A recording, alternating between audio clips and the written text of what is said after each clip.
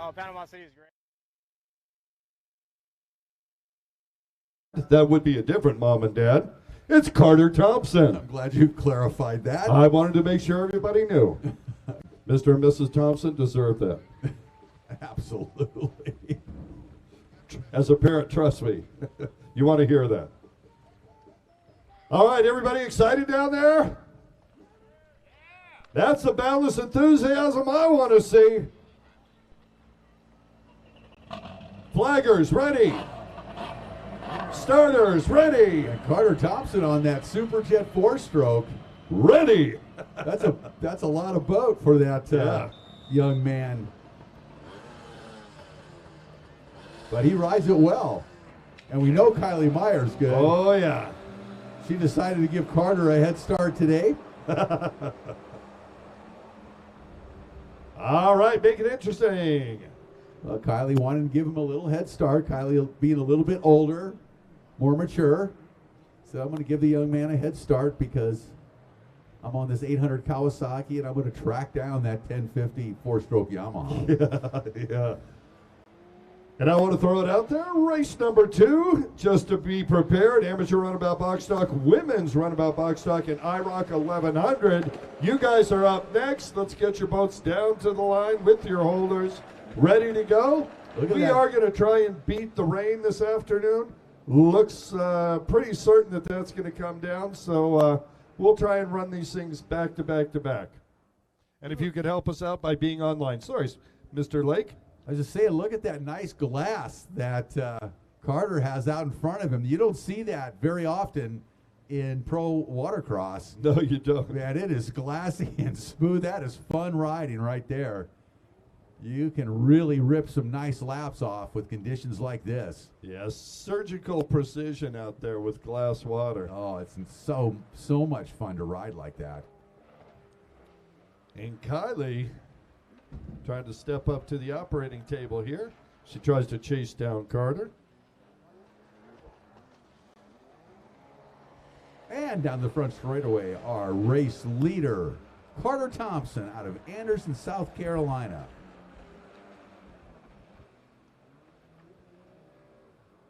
Kylie Meyer once again. This is very, very familiar racing. Yesterday we saw pretty much the same thing with Kylie behind Carter and kind of working on closing that gap as the race went on. It's a powered hide-and-seek game. Okay. I was just say follow the leader, but that's just too ingenuous. Carter's got that 1050cc 4-stroke Superjet, and Kylie on the obviously the SXR 800 2-stroke, so completely different eras of watercraft, and Kylie making that 800 look really good. As Carter, right? And Carter, man, for the age, I got to say, really impressive on that Superjet. There was a time when in the sport that obviously we didn't have junior classes, and it was thought that kids this age really shouldn't be racing. That's true. And that was proven to be wholly incorrect. Completely inaccurate. Because this is a good example right here of how well these young kids can really ride these stand-up watercraft. It's really impressive. Well, when you put in the time, and that's what it is. It's all about the time. I mean, there's skill levels involved, of course, but the more laps that your kid gets to practice, the better they're going to be, no matter what. 100%. And the more racing laps you get under your belt, the better you're going to be, because obviously racing is a whole different animal than just riding practice laps. Yeah, that's your college education right there, is in racing as opposed to practicing. Yeah. As we say, that Kylie goes down, takes an impromptu water test, right back up in the tray, trying to get that lanyard connected. Gets it in there. And does something neither you and I could do, which is jump in the tray and then start the boat. Correct.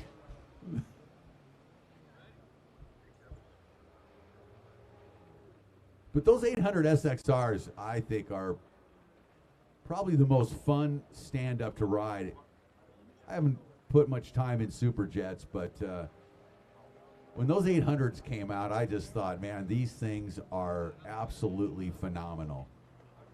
Easy to ride, can carve really nice power, and they're wonderful boats to ride. But I know Superjets are as well. I just don't have the time on a Superjet. But that SXR 800, one of my favorite watercraft. Absolutely my favorite Kawasaki stand-up watercraft. And I gotta imagine it would be yours too. And I only say that because I've never ridden an SXR 1500. I have. That's a whole nother animal. Successfully? Well, I mean, I've ridden it. I don't know what you would call. I don't know what successful means at this point in my life. But did you go to the doctor afterwards? No, I didn't. Okay. Then it was successful. A handful. Yeah, a handful to be sure. I watched, as you did, Craig Warner and Minoru Kanamori bring those out in the press intro, and I believe both of them bailed on it, yeah, which was embarrassing. But yeah, I first rode one at the Kawasaki press intro at Long Beach Marine Stadium in Southern California, and put some laps in, and I was like, this isn't a jet ski. Right. This is a whole new deal, whatever you want to call it, because it's really, really big, really, really fast, and was not a boat that you threw around like you do with the previously developed watercraft. Certainly 550s and those, and then even 800s. I mean, easy to ride and lightweight. No comparison. But oh well, they both have handle pulls. Yeah, exactly. about the only connection. Speaking of which, I want to throw out there, Kylie Meyer, as I say it, takes a trip into the water once again, wants to test the right side, but she took the makeup buoy and made a beautiful U-turn around that thing, barely lost any speed. It was a gorgeous, or June Cup buoy, whatever. We're in June now, right?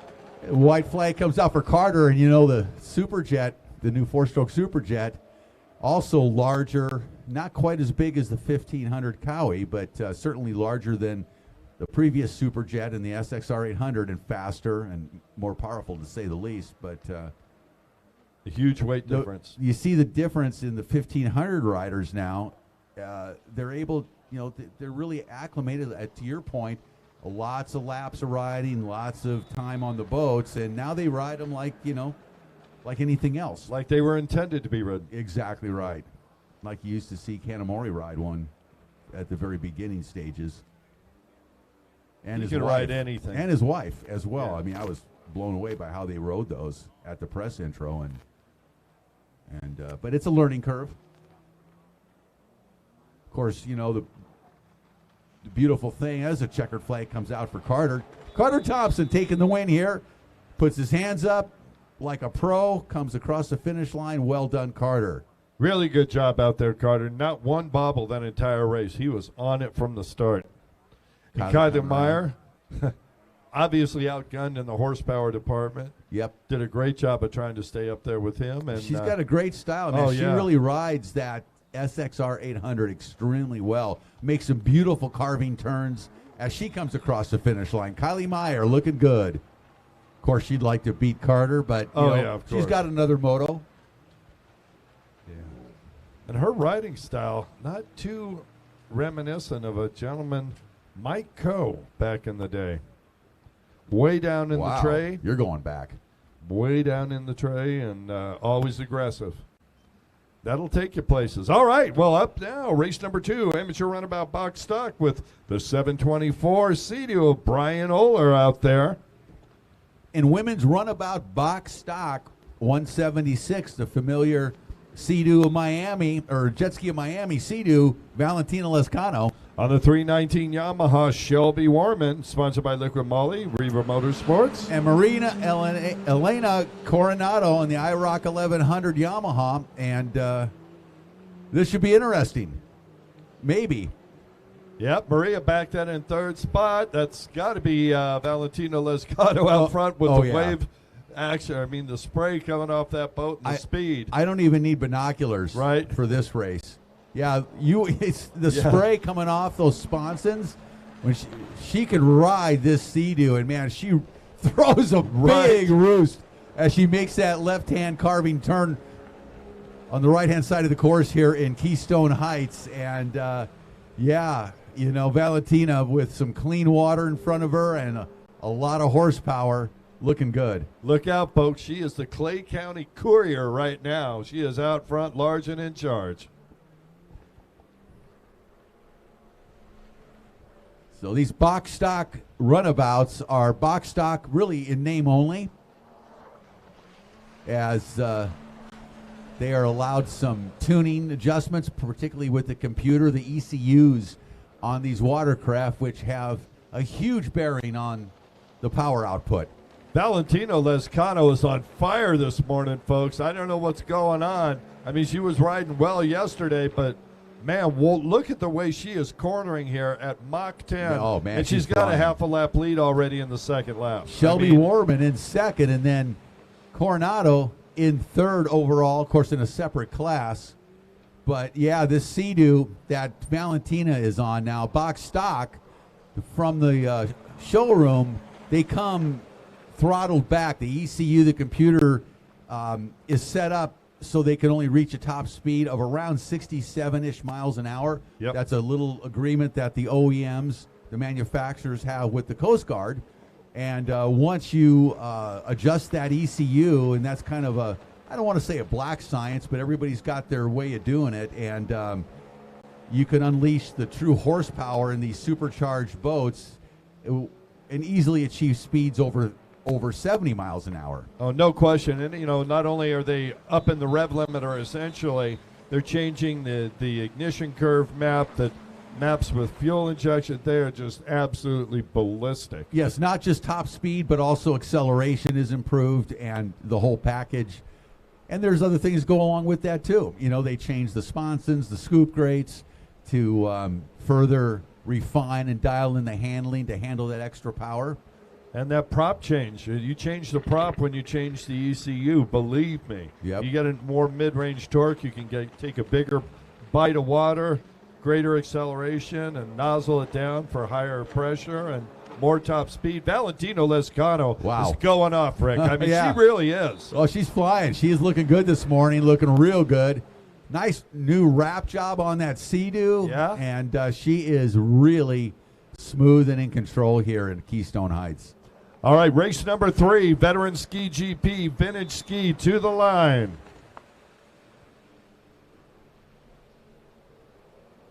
Yeah, I actually ran into Valentina this morning, and I said, "Hey, looking good." She said, "I'm a little sore." Yeah. I said, "Yeah, you spent a lot of time on water yesterday." She raced 3 classes. Right. You know, so stand up and sit down, both. Yep. Well, stand up. Your forearms, chest muscles, and thighs are out.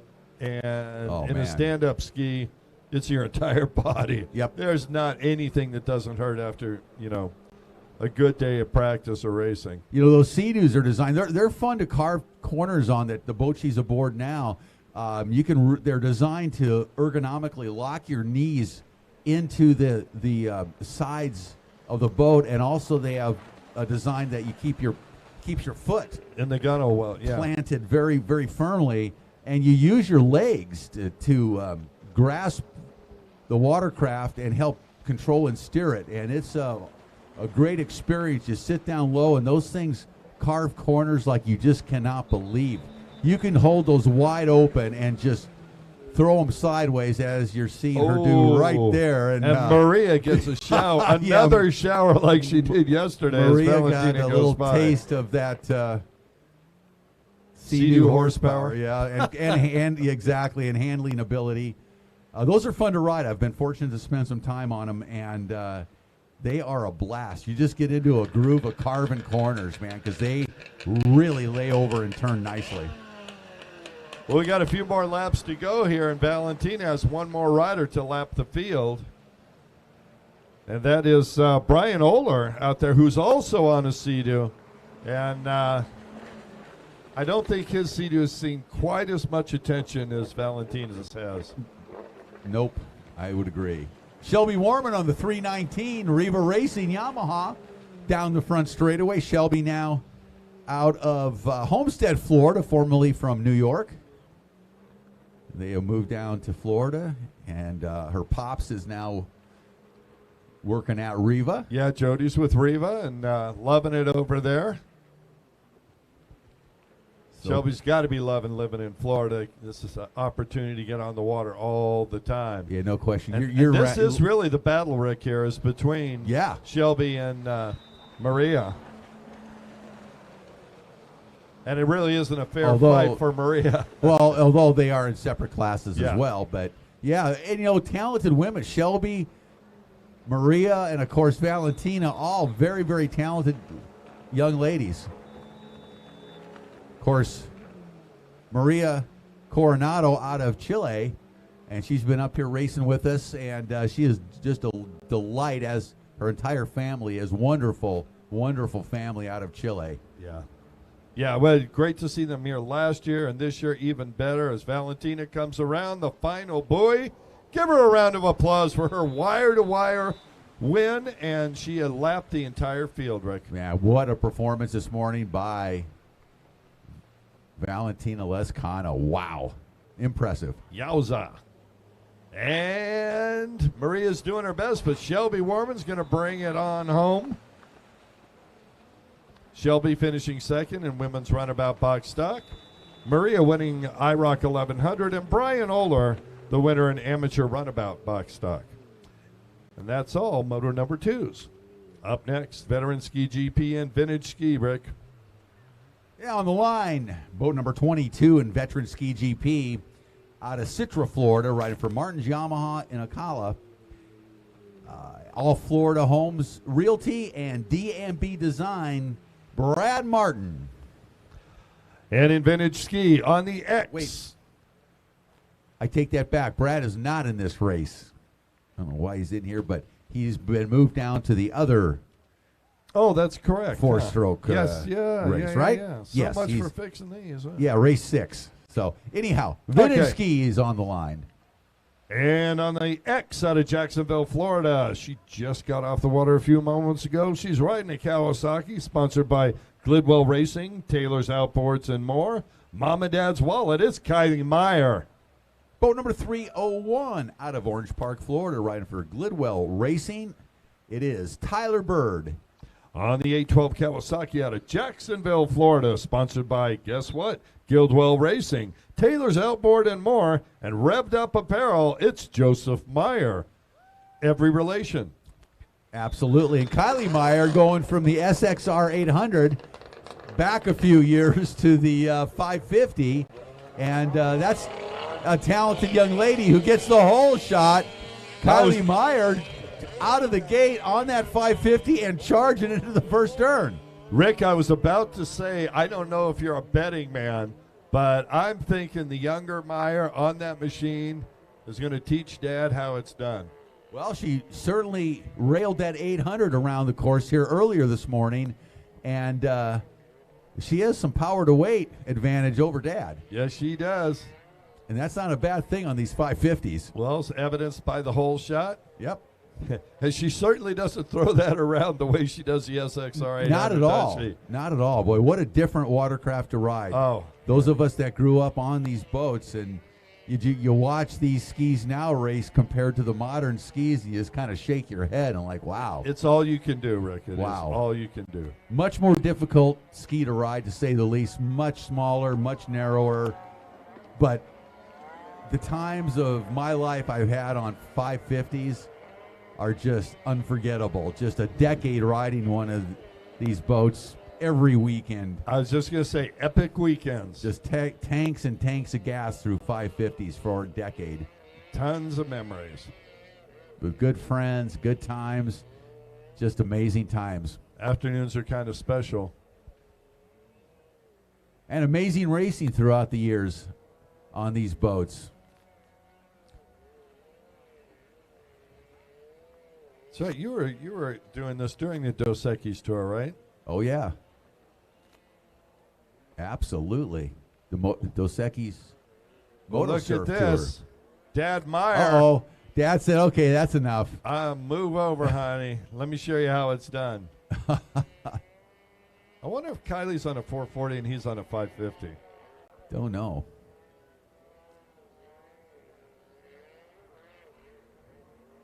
The sound out of these things. Yep. Compared to ski GP these days. It's just mind-boggling. It's like a weed whacker. Yep. You know. Oh, a dad goes down. Don't hit him. Don't hit him. Yeah, that'd be bad. All right. That'd be bad. It'd be a long drive home. Yeah. Or a fast drive if she's driving, I'm thinking. Kylie with a little, I think I saw a leg drag right there. Was that right? Victor? Is that Victor Sheldon out there? Right. Chicken legs. I think I saw a leg drag right there. That was pretty cool. Yeah, on tour, that's what we used to call them, chicken legs. Oh, yeah. He had the tiniest ankles, the dainty ankles, as it were. And he's still an active winning mountain biker. Well, that leanness has paid off for him because he is a phenomenal bicycle racer. Yeah. Just at the top of the game in this country for his age group and one of the best around. Incredible rider. And it only took him a year or two until he was on the top of the podium in bicycles, too. He was really good. I rode mountain bikes with him years and years ago and never had any idea he was going to turn into the top level, one of the top riders in the country in his age group stuff, of course. But period. I mean, he's bad. Yeah. Bad. And he actually promotes a series in Southern California that is a huge mountain bike series. Is that a celebrity series? Called no, but I'm not kidding. No, it's for everybody. Oh no, it's for everybody. Yeah, I think in the past It's called Quick and Dirty Racing in down in the San Diego area, Southern California. Victor Sheldon sounds like promotes Victor. that. Quick and Dirty. Yep. He has a very dry sense of humor. Well, there was Kinda a time like the desert. There was a time back in the day when at the peak of the racing, when he was involved in this sport, that Victor would go right through you. Oh yeah, he did not hold back ever. My son was on a team with him as we did tour one of the 90s years, and he's real aggressive. Yeah. He'll go right through you. Yeah. And he did many times. Well, and he also paid the price for that. He rode wounded a lot, believe me. But he just grinned and bear it. I mean, he'd tape up an ankle or a wrist and just get back out there. And speaking about getting back out there, Kylie Meyer still back leading. in front of Dad. That's right. Joseph Meyer doing the walk of shame there in second place. No. Nothing better than watching your child beat you in a race, I'll tell you. Oh, well, maybe the second time. First time it's a little, shakes you up a little bit. How'd they get so fast, so quick? Mom was just bottle feeding him a week ago, you know? Kylie's got to be having some fun out there. Look at that leg drag. Yeah. She's throwing it out there. It's like a pivot turn for her. And she's doing it both sides. Yeah, she is. Amazing. What a talented young lady. She's riding it standard, not goofy foot. Kylie and Dad Meyer is riding it goofy foot. So. Impressive riding by Kylie Meyer, getting off that 800 onto this little 550 and doing a great job out there. Some leg drags thrown in and a lot of talent that this 13-year-old out of Jacksonville possesses. When are they going to finish that weed whacking? They could take those out there and outside of the track here and carve up some lanes. Solus has a prop for that. Yep. Uh-oh. The weed whacker. That's funny. Ah. That's a little confusion spin. That's a move we haven't seen for a while. It's a 360 left-handed confusion spin on the far right-hand side of the track. Right? Well said. Thank you. You just put together a nice description of the maneuver, Kurt. I'm pretty impressed here this morning. Well, I was impressed with how it was done.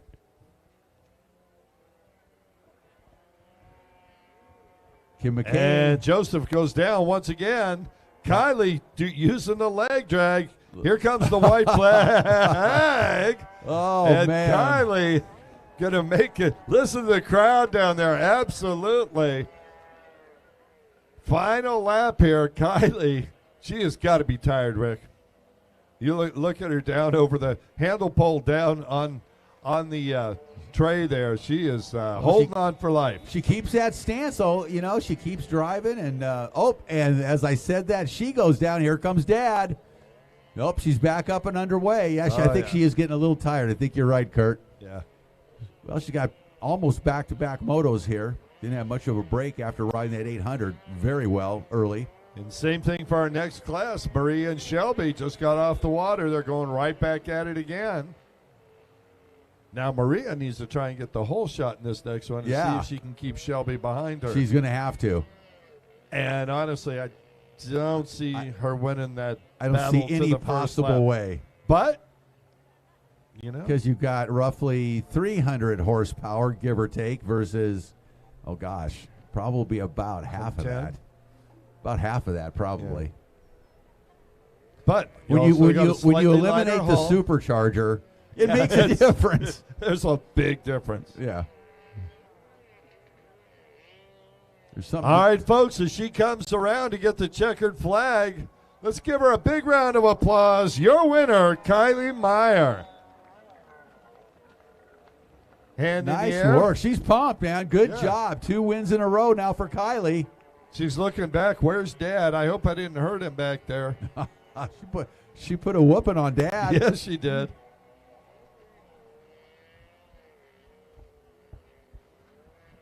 We're saying that Joseph might be her older brother. I don't know. But that's a big age difference. Yeah, I'm gonna guess Dad. Yeah, 13-36. Let's hope it's Dad. And Tyler Bird on that red 301 Kawasaki, revving it up, trying to get the rest of the weeds out of this lake. Tyler out of Orange Park, Florida.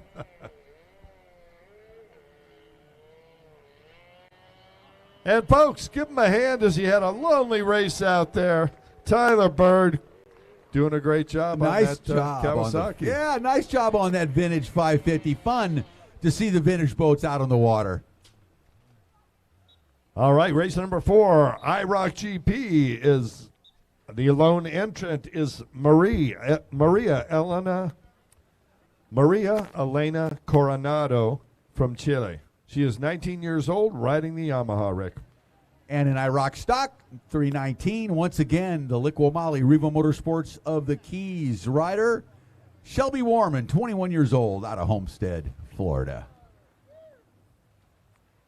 So, yeah, there's a lot to be said for forced induction. Having a supercharger is a distinct advantage over. Well, you said that, and I'm like, yeah, I registered for the draft back in the day, but I'm not a huge fan of forced induction. Correct or no? Correct. We'll see that on display right here, I'm sure. Oh, Maria got the whole shot. Maria with a big jump. Well, I see stand. If Shelby can. I stand corrected. Yeah. I stand corrected. And here we go. Well, that's it. Oh, you know what? I take that back because Shelby is on a stock IROC boat where she's not on her box stock runabout. Oh, that's right. Yeah, this is IROC. What are we talking about here? Maria is on the GP IROC boat, and Shelby on the stock IROC boat. And you can see right there the difference between the two in that jump out of the gate. Yeah, she's on the one with a single seat, not a double seat. Yeah, you can see right down there. The GP allowed a lot of modifications. The stock IROC stock boat, pretty stock. Yeah. And one thing I'll say about this IROC stock boat, these Yamaha EXs, is, man, they run forever. As evidenced by John Long and his ability to flip the boat upside down in the waves and have that thing restart and go out and win the race. It was crazy. That's also a testament to the Yamaha engineers designing a waterproof boat there. Yeah. Because nothing got in there while it was sitting upside down in the water. He's That was done that more than once. Yeah. And then you go to the GP class and you start modifying them, and you sacrifice a little bit of reliability in the process of gaining that extra speed. But I know the stock ones run a long, long time. Well, Maria's making good use of her GP modifications because she is a half a lap ahead in 2 laps down here. Maria really rides that boat well. She is such in tune with that thing. And one of the things that she does, you don't see a lot of other riders doing, is stand up, on the runabout. Yep. Now, at the top of the sport, you absolutely see that. Most of the top riders, yes, back in the day, would be standing. These days, at the pinnacle of the sport, they're almost safety belted in. Yeah. Seriously, they have to be. With the highly bolstered seats. Yeah. Which got a little crazy. And I don't even know if I don't think they're still allowed to do that. I think that's been changed. But we don't see GP runabouts anymore. Not here. Not in this country. No. Not often at any rate. No. I do believe we'll see them at the International Cup later on this year. But now those would be international riders. They will be. Yeah. Halfway flags are out for Maria Elena Coronado. She continues to dominate this class. And, yesterday was the first time we saw her in any of her race outings where she didn't finish first overall. And Shelby on that 319 Yamaha EX, of course, that's a stock boat, IROC stock class. Yep. She's riding for LIQUI-MOLY, Riva Motorsports of the Keys, Riva Racing, PWC Doctor, VP Racing Fuels, HydroTurf, Jet Pilot, and Impros. And Shelby's riding has gotten, I was just watching her here and thinking, man, this girl has gotten really good over the last 2 years. Yeah, she has. I mean, huge change in her riding style, and she's always wanted to be out there with a chance to be on the podium for sure. Yes. Now, against the GP boat, not going to happen. Not so much, and it'd be nice to see them matched up on the same equipment. It would. I think it'd be a pretty fair fight. Now that we say it, I kind of want to see her ride Shelby ride her other boat and see how that would work out. Well, I believe yesterday it worked out that she finished in front of Maria. Yeah, well, that's in that again, as we were talking about earlier, not remotely a fair fight with a supercharged runabout versus a EX naturally aspirated Yamaha, no matter how modified it is. Up next we need novice sport stock. Novice sport stock. It's a great opportunity here. Talk about our sponsors. Of course, LIQUI-MOLY, our title sponsor. Use the best to maintain your passion. JETTRIM, our presenting sponsor and the official seat cover and mat. Handcrafted in USA. We thank Frank and all his crew for everything that they do out there. Solus, the official prop and jet pump, a trusted brand in the marine industry. I have literally sold thousands of those impellers and know they stand behind their product very well. Very innovative as well. AOMC, the official online parts partner. If you want to get it online, AOMC is right there for you, Rick. White flag out, final lap. Maria out in front, Shelby in second. And I think that's how they're going to be finishing, if you ask me. I'm going to take your word for it. I'll continue on with some more of our sponsors. Pro Watercraft is the official watercraft of the Pro Watercross Tour and our International Cup event later on this year. Shelby goes by and gets the white flag.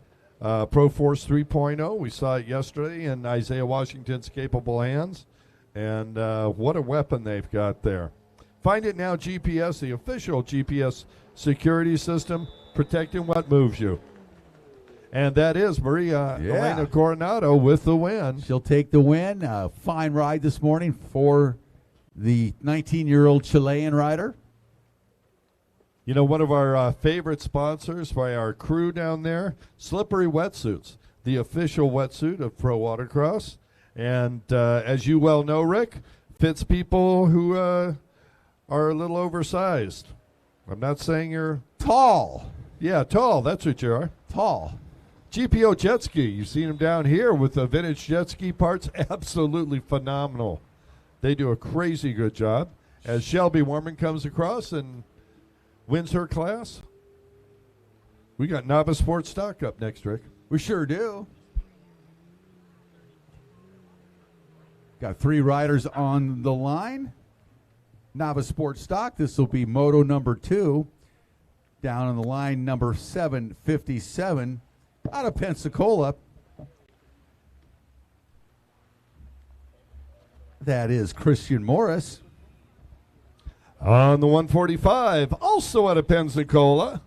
And oddly enough, the same family, Brandon Morris. And number 36 out of Naples, Justin Oster. All right, that's a lineup for moto number 2, Novice Sports Stock. And it was Christian Morris yesterday taking the win. His brother Brandon in second with Oster in third. And here we go, moto number 2, Novice Sports Stock. Oh, and Oster. Wow. Oster with the jump. What a change of events from yesterday. Justin Oster gets the whole shot, and Morris right behind him. That is Christian Morris right behind him. Yeah, Brandon back there a little bit. He's going to watch those two battle. Look for an opportunity to move. Look for an opportunity to move in there. Oh, Christian dug in twice hard there. Pair of Yamaha Wave Blasters out in front of the Sea-Doo HX of Brandon Morris. Down the front straightaway, here we go. What a good race going on. Race leader, 36, Justin Oster. Christian Morris in second, Brandon Morris in third. And Justin Oster really taken to that blaster hull. Yeah, apparently this morning, little change of, and Christian spins out and goes off the boat. There goes Brandon. Brandon goes by, so that's going to, Christian took the win yesterday. Now he finds himself in a distant third place already this morning, with Oster now all by himself out in front. So Oster, who finished third yesterday, now in the lead. So this is going to be a fun race to follow here today, as Christian still not back on that Wave Blaster out there, getting assistance from the course marshal, Ralph Brown giving him a hand getting back on board. Well, that's the goal. Christian got that thing fired up sideways, and he's dragging himself aboard. There's the maneuver. Well, trying to keep himself from going a lap down. He's going to be successful at that, which is important. Absolutely, and he went the right way around the buoy, so he doesn't have to take the makeup buoy. Sorry, the June Cup buoy. Christian Morris riding like an angry man. Look at him force that. Oh, and off again. Boat upside down. What is going on with Christian this morning? Well, now we'll have to take that makeup buoy. He actually somehow held on to the boat and stayed upright, goes to the makeup buoy, and finds himself down a lap now. Yes, he does. Wow. Justin Oster throwing the pedal to the metal today. He is large and in charge out front. Justin Oster out of Naples, Florida. He's got fresh water in front of him and using every bit of it, Rick. Uncharacteristic of Christian Morris to go down like that twice in a lap. What's going on there? There's issues with the blaster, or he just had a good time last night? Maybe he went over to that Irish pub here in town. Wow. And enjoyed it. We did. That really good food. Yeah, well, that was nice. I really enjoyed that. Interesting adult beverages that we never had before. Well, speaking for myself. Yeah, I was going to say. You enjoyed something a little exotic. Yeah, I was surprised. I wasn't. All right. Down the front straightaway one more time. Our race leader at the halfway point, Justin Oster. Justin out of Naples, Florida. So he's made the drive up here and had a third place finish in the first moto. Now he's out in front in moto number 2. So he's looking to improve his standing on that podium later today. Yeah, well, if things stand the way they do, he and Brandon will be tied going into the third and final moto. And we do want to say race number 6 to the line, veteran ski GP, Brad, ski 4-stroke stock, Ethan and Trent, women's 4-stroke ski Shelby, and ski 4-stroke stock Superjet, Stephen Hayden and Kyle Fabreau. You should all be on the line. You're up next. Now, Christian working hard to unlap himself, coming up behind Oster. Looks like he's kind of got things sorted out here and back to his normal speed, which is typically pretty darn good. Yeah, at this point, Christian needs about 2 more cylinders to unlap himself, in this moto. So he's got to try and retain that position. And yep. Well, he actually can't go any further down, so he no. can save fuel. This is true. This is true. All right, this next ski race is going to be interesting. Got a wide variety of riders out there and skis as well. Yeah, absolutely. Looking forward to that as Justin Oster comes down the front straightaway one more time with the lead here. Morris, again, working hard to unlap himself. And then brother Brandon in second place overall. Well, he'll be tied for first at the end of this moto if they finish the way they are right now.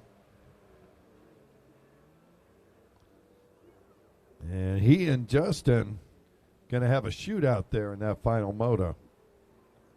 Indeed. Justin Oster, man, he looks like a different rider today. Doesn't he? He does. We better have to have him checked in tech. He looks like a Make sure that is who it is. And just doing the math here, Rick, everything's staying the way it is, which is fairly certain. Everyone will be tied going into the third moto. They'll all have 4 points. White flag out. 1 lap to go for Oster. Yeah, this is going to be a great third moto coming up a little bit later. It's do or die at that point. It is. It's going to be a good one. Oster looks like a different rider. Is that a different boat that he's on today? Because I know the number was switched from 6 yes, I believe it is. to 36. So maybe he got on a boat that's a little more sorted. No question. Look at him go on that sucker. Yeah, exactly. And I believe that's Jack Rowe's boat, or maybe Stephen Rowe's boat. Yes, I believe you're right. There's a Rowe in there somewhere. Very kind of them to offer up their equipment. Checkered flag coming out. Justin Oster out of Naples with a wire-to-wire win. Give him some applause, folks. He deserves it. He's pumped. Got the hands up in there. So, yeah. Now, this is much better today. I like this. Christian comes in a lap down behind him, and then Brandon in second. So, setting up a great third moto, Kurt. It's going to be a lot of fun, Rick. It is going to be a lot of fun. Speaking of fun, got a wide variety of skis and riders. In veteran ski GP on that number 22 Yamaha. He is 42 years young, sponsored by Martin's Yamaha in Ocala, All Florida Homes Realty, D&B Design. That's Brad Martin. Welcome back, Brad.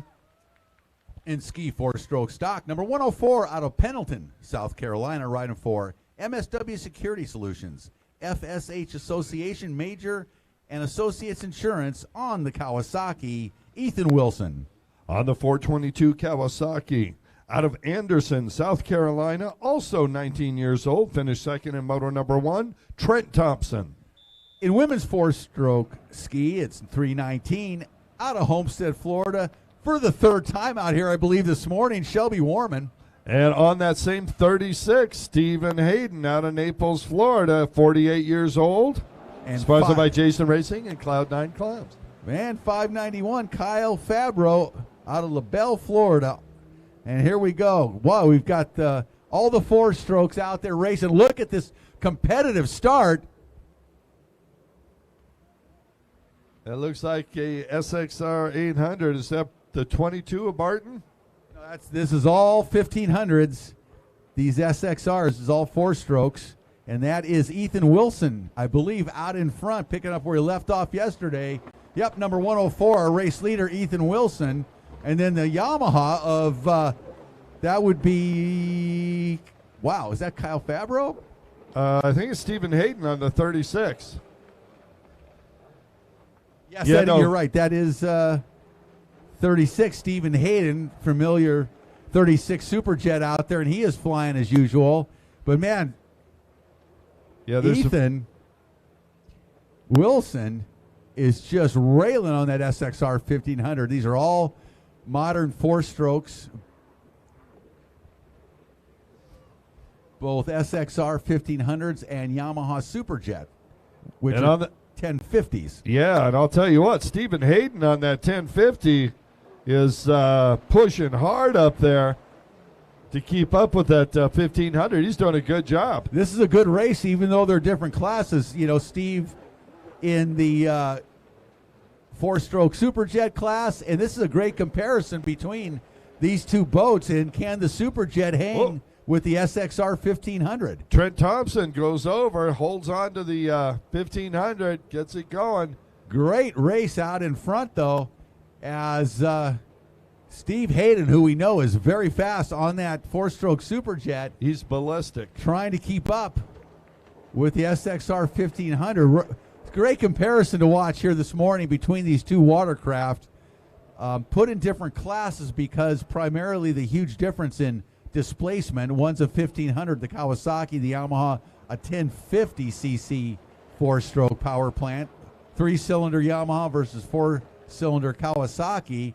So that Kawasaki's putting out about 160 horsepower, give or take. And the Yamaha, I don't know, maybe 105, 110. I'm not positive, but I think it's right in that ballpark. Yeah, what's the weight difference? About 60, 80 pounds? Maybe, yeah. I know they're both really heavy boats. It's not one you're going to put into a pickup truck by yourself easily. Those days are over. Yeah. Unless you race vintage.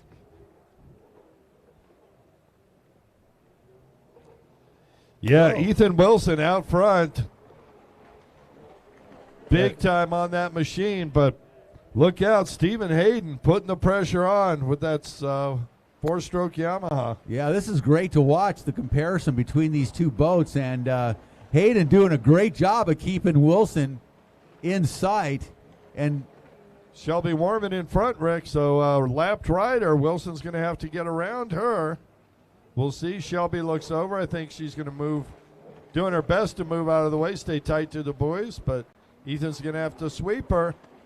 She moves over and lets him onto the back straightaway. Yeah, she moves outside very nicely to let the leader go by without any drama. Yeah, what a difference between those two boats, Rick, down the back straightaway. Yeah. There's got to be 6-8 mile an hour difference. It appears that way, absolutely. Whoa. Ethan Wilson just threw that 1500 so far sideways, his left shoulder was in the water. That was amazing. Yeah, he is a talented rider. He is somebody, I don't know if we've seen him before, out of Pendleton, South Carolina, 19 years old. And, man, he looks pretty good on that SXR 1500 because we know Steve Hayden is really talented. And I think Hayden now started to close the gap on Wilson, even though they're in separate classes, mind you. Yes. It doesn't really matter on the racetrack. Oh, and Wilson's getting tired. And there goes Hayden. Steven. Yeah. Hey, beginner runabout, box stock to the line, please. Beginner runabout, race number 7, box stock to the line. Wilson up and underway, and Hayden now takes over the front position on his 4-stroke Superjet. Now, this is going to be even more interesting, Rick. Now, Ethan, we know he's got top speed horsepower. Yeah, he's spent. Yeah, he's having some issues now. Just went down one more time on the same lap. Missed that buoy. He's going to have to go to the makeup buoy, which is live streamer Richard Ignacio's favorite buoy on the race course. That was last month. Now it's June Cup. That's not a funny joke at all. It is for us. It really isn't. All right. Well, stop laughing at it then. And look at this. 422, Trent Thompson putting the pressure on.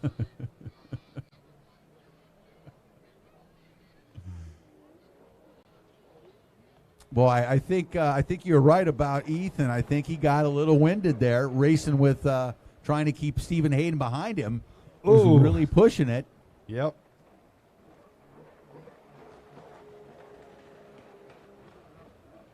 So Hayden way out in front now. And the battle between the two SXR 1500s going on behind them. These are all brand new 4-stroke watercraft that you can purchase right off the showroom floor. This is what the manufacturers offer now, the 4-strokes, the SXR 1500 Kawasaki and the 4-stroke Superjet Yamaha. And this is the look of modern stand-up racing, Kurt. No question about it. Trent Thompson now trying to run down Ethan Wilson. Wilson, the early race leader, having some issues staying on top of that hull as he almost goes down again, Rick. And Brad Martin comes by looking good on his Superjet. Brad, a former champion from back in the 90s, actually. Yep. Back to racing here. Good to see him out here. Shelby Warman doing a great job keeping everybody behind her. At this point, Shelby putting in the laps.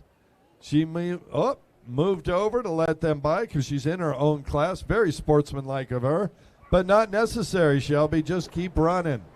Ethan Wilson down the front straightaway, former race leader. Trent Thompson in tow.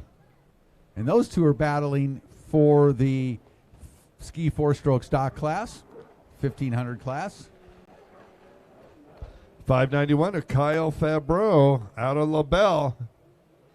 Riding that new Yamaha 4-stroke Superjet. Looks like he's getting more comfortable on it as the laps go by, Rick. And look at this. Shelby Warman down in the tray.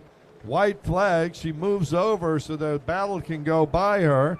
Steve Hayden comes by with the race lead. One more lap to go for Mr. Hayden. Well, Rick, I just got to point out here. Shelby's doing what she thinks is right, but you almost saw an impact there between her and Steve. As Steve's going outside, she's looking inside while the boat's drifting to the outside.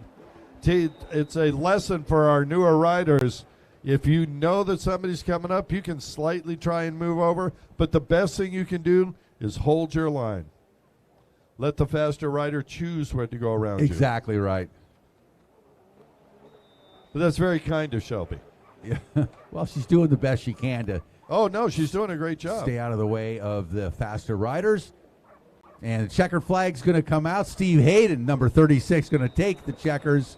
And Steve, a veteran ski GP rider, and that is a GP Superjet. So I don't know how modified that is, but it is certainly very quick. Well, it beat two 1500 4-stroke. Oh, we got an airboat out there. Cool. That looks fun. They are fun, Rick. I was just thinking it's been a few years since we took an airboat ride, and I remember Course Marshal Randy leaning over as we were stopped in the swamp with an alligator coming up to bite a piece of chicken about a foot away from his hand and 3 feet away from my wife. No kidding there. I have photographic evidence. All right, 591, Kyle Fabreau makes his way through.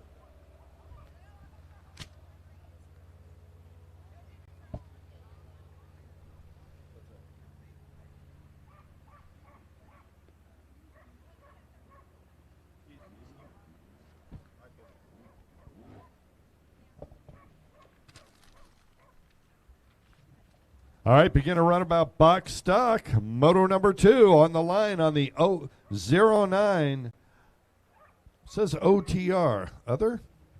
Other. Out of Orlando, Florida. Sponsored by Shack Shine. Marcio Benedetti. Number 724 out of Dundon, Florida. On the Sea-Doo, Brian Oler. On the 863 Kawasaki to Wachachuli, Florida, Troy Weeks. These are all self-sponsored riders. So in beginner runabout box stock, I'm not sure what other is in terms of hole. I'm thinking that's a Yamaha, but well, it looks like it because it says Yamaha on the back. I'm thinking it's a stock Yamaha. It could be a sticker, but it looks pretty normal. That's there. a stock wave runner. But Troy Weeks, man, on that STX 1200 Kawasaki, that triple cylinder 2-stroke. And he is getting better and better every race. Came out in Sebring, round number 1. I had never raced before. In this, a long motorcycle. Motorcycle racing talk career. About pro watercross. Yeah, no. And difficult for beginning, and he got the hang of it little by little. Very, very excited and soaking up all the knowledge he could throughout the weekends. And now he's, got more laps in and having a good time. And what a beautiful morning for racing here in Clay County. Keystone Heights is the city, Clay County we're in, and what a beautiful area of Florida, Kurt. It's absolutely gorgeous, and yet again, the clouds split, the sun comes out. Beautiful. And Brian Oler getting a strong drive. Yep. Got that Sea-Doo out there in the lead just barely, but I'm not sure. Benedetti putting the pressure on, and Benedetti went around. Takes over the lead over Oler. Wow. Oh. Well, that's interesting because those two guys. Oh, and that is not. And look at this. Troy Weeks is the only one that went around the course in the correct manner. Well, so he is already 2 laps ahead of these riders. Oh, beginner runabout. Yeah, they're going to stop it. And beginner runabout, as often is the case, stopping our hearts. Whew. That was very close. That's it's a thrill a minute in beginner runabout box stock. It's one way to put it. So, speaking of Clay County, let's talk about that again for a minute. We love it here. First time for Pro Watercross here at Keystone Heights in Clay County, and a beautiful setting here at the beach. We've got a wonderful facility, and the entire area of Clay County offers it's a charming small town atmosphere, and there's just a wealth of natural beauty and exciting activities everywhere around here to enjoy, Kurt. Lots of recreation. It really, almost no matter what you want to do, it's available here. Saw some of the horse ranches as we were driving around there. Absolutely gorgeous. There's so many small lakes here. If you like to fish, yes, this is heaven. Yeah, the place to come. Do some fishing. Have a fish fry, man. That's as good as it gets, right? It's a great place to do it. There's all kinds of other activities. Very, very nicely maintained golf courses. Forests and trails for exploring, perfect for hiking and biking, horseback riding.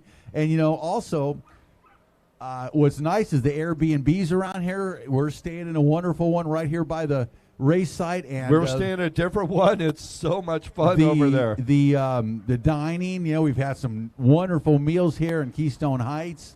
And it's really a lovely area. It's great. It's between us all. I think we have 3 or 4 Airbnbs. And most of them are on the lake. Yeah, it's awesome. It's great. We've got a dock right down from ours. We're down there watching fish jump last night. Last night we were hanging out after dinner on the porch out. Yep. I mean, it was gorgeous. There's the houses here have porches. I live in Southern California, and we don't know what a porch is. They don't know how to spell porches. There's no such thing. So, yeah. Just hanging out, listening to the what are the cicadas and it's just wonderful evenings, and the air has been perfect. The weather's been ideal. So heck, you got to check out Clay County. This is a wonderful, wonderful area. And of course, our host city, Keystone Heights, that we're at here, and on Lake Geneva. What a cool facility. This is one of the neatest places we've been. Yeah, and everybody's been so good to us. Anything we've needed, it's been available to us. Yes. We're looking forward towards next year. They've already indicated they're looking forward to next year.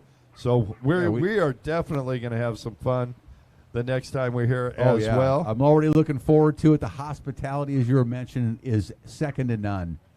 Yeah.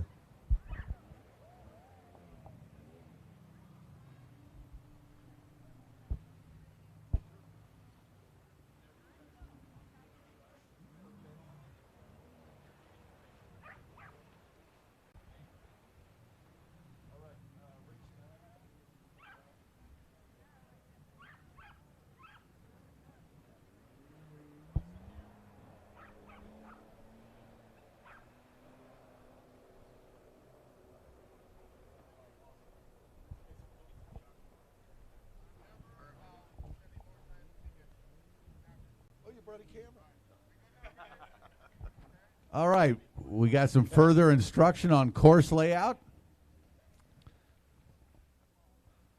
They're arguing about it. We'll try. It's like, dude, I'm telling you, every buoy in succession. We'll try this one more time, and this is not unusual in beginner runabout. It's and trust us, this is no negative on anybody. It's this sport. It's very challenging when you're brand new to learn the course, to know where to go. Those buoys, you come out of a corner, you look up, and you're like, okay, which one am I supposed to go to? I thought I was going this way, but there's a new. Where'd that buoy come from? Yep, exactly. And with the runabouts, it is the most difficult because, it's easy. They're moving too. They are moving, and I wouldn't doubt if our race director didn't say, "Hey, I want you to follow these guys for the first lap." Here we go, one more time. Troy Weeks on the outside with that STX. And looks like Benedetti got a good drive. He's staying wide. Oler on the inside. Oler on the inside on the Sea-Doo, right? Yeah, well, he had made an error in the first start, but he's wide open now. Yep. Stuffs that thing in there really hard. And here he comes, making some correct decisions on course layout. Yep. And here we go. Good job to start this race. The Sea-Doo out in front of Brian Oler. Oh, and Benedetti off the boat. Yep, Troy Weeks taking that triple two-stroke into second position. And as I say his name, Troy gets off to test the water on the far right-hand side of the course. Some of the riders were telling me yesterday that water tastes pretty good. Well, he's learning right now what it's all about here in Lake Geneva. And we're giving our course marshals an opportunity, our safety marshals, to assist the riders. Two of the three riders down in the water. Now Benedetti back up on his watercraft, being assisted by our course marshal. And Brian Oler saving some fuel as he idles around. Yeah, he's like, well, this is weird. What happened behind me? Yeah. Troy Weeks now just getting back to his watercraft. Well, I'll tell you what. Troy is 60 years old. Marcio's 45. Brian, the young man, at 32. And these runabouts challenge your upper body strength. Yeah, you can get the tossed corners right off of them very easily. Yeah, and a lot of these boats are set up to corner really hard. You've got to be ready for it. You've got to practice it. There's just no way that you can hold on to these boats at speed without practicing doing it. That's absolutely right. Well, Brian Oler out front. And to be honest, we've seen in the past top pro riders get ejected off these watercraft. Hard. 30-foot flying W's through the air. And so it's not just the beginners. Yeah, I'll never forget that time we got a call from NASA on their low-altitude radar for an ejection that happened down in Dallas.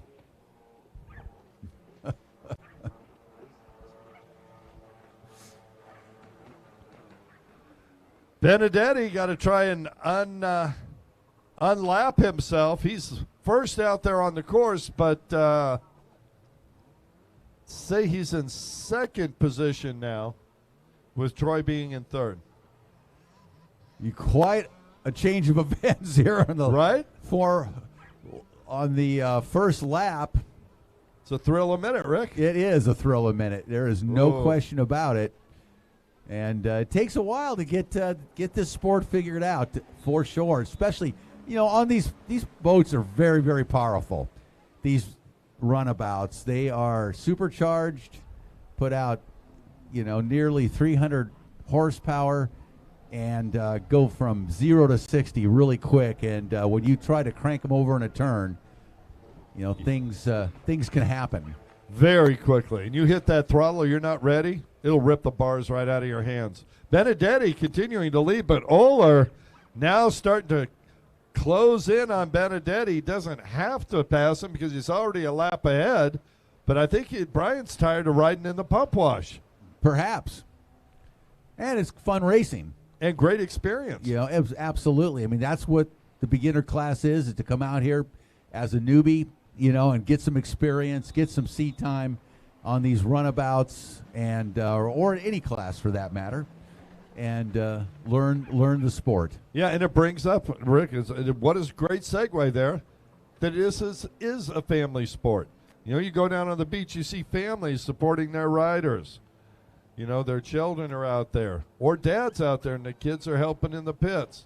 It is a fun family sport, and if you ever thought, hey, could I go racing? Yes, you can. Go on prowatercross.org, and we'll tell you how, and look forward to seeing you on the water. Absolutely. Lots of watercraft available to try, from factory showroom brand new boats to a plethora of used watercraft available throughout the country. Yeah, you can still find those $200 or $300 440 550s if you look around. And the X4s now. Sea-Doo runabouts, the little ones. The stand-ups, those vintage stand-ups have gotten way more expensive the last few years. Yeah, they have. Like everything vintage, it's just become in fashion. And Brian Oler there just had almost had an error. He started to go from the orange to the orange and realized, hey, I got to go around that yellow buoy, and just in time. Of course, during the pandemic, everything became horribly expensive, and all the prices now are coming back to a little bit more realistic, I think, place. During the what? I don't want to mention that word again in my life. In my life. All right, race number 8 to the line. Amateur ski stock, Pro-Am ski stock. Looks like most of you are there. Maybe one more. There we go. Okay. White flag. White flag out, and we've nearly made it through another beginner runabout moto. Spoke too early. Brian Oler in full-on attack mode, going after Marcio Benedetti. Troy Weeks having a lonely Sunday ride by himself, but having some fun out there, no question. Oh, yeah. And learning the course, learning the racing technique, the craft of pro watercross racing. And he's getting better every time we see him. He's improving his swimming skills as well. He's gotten better at that as well. On that vintage Kawasaki STX 1200, one of the premier watercraft during its era for racing. No question. They were quite the weapon out on the race course. And here comes Marcio Benedetti. He'll finish, I believe, in second. And your winner, Brian Oler. He came across the line in fine fashion there. Finished strong. I'm breathing a little sigh of relief up here, Kurt. Yes. Yeah, there's enough distance between our two riders, beginner riders out there now. Well, I'm feeling comfortable. Let's just get this thing concluded. I'm feeling comfortable. He's making it around. Here comes Troy. There's that checkered flag. Don't get too excited. There he goes. Troy Weeks. Good job. And check the pit board for your official scoring. As always, everything we say up here is officially unofficial. And scoring will... the pit board will tell you what the actual score is.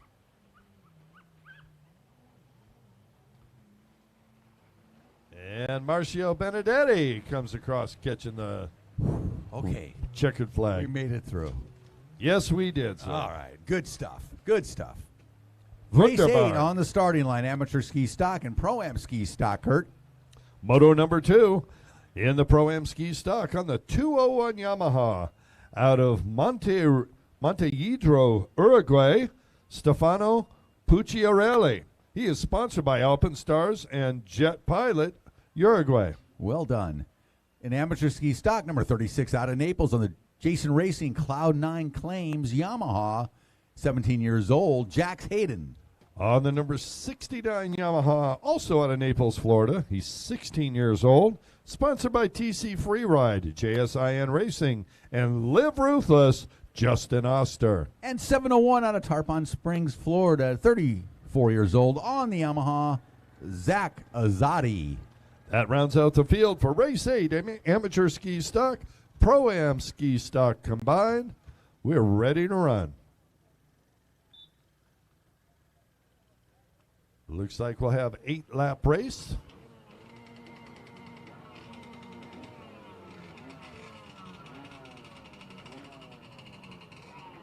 And Jax Hayden there on that number 36.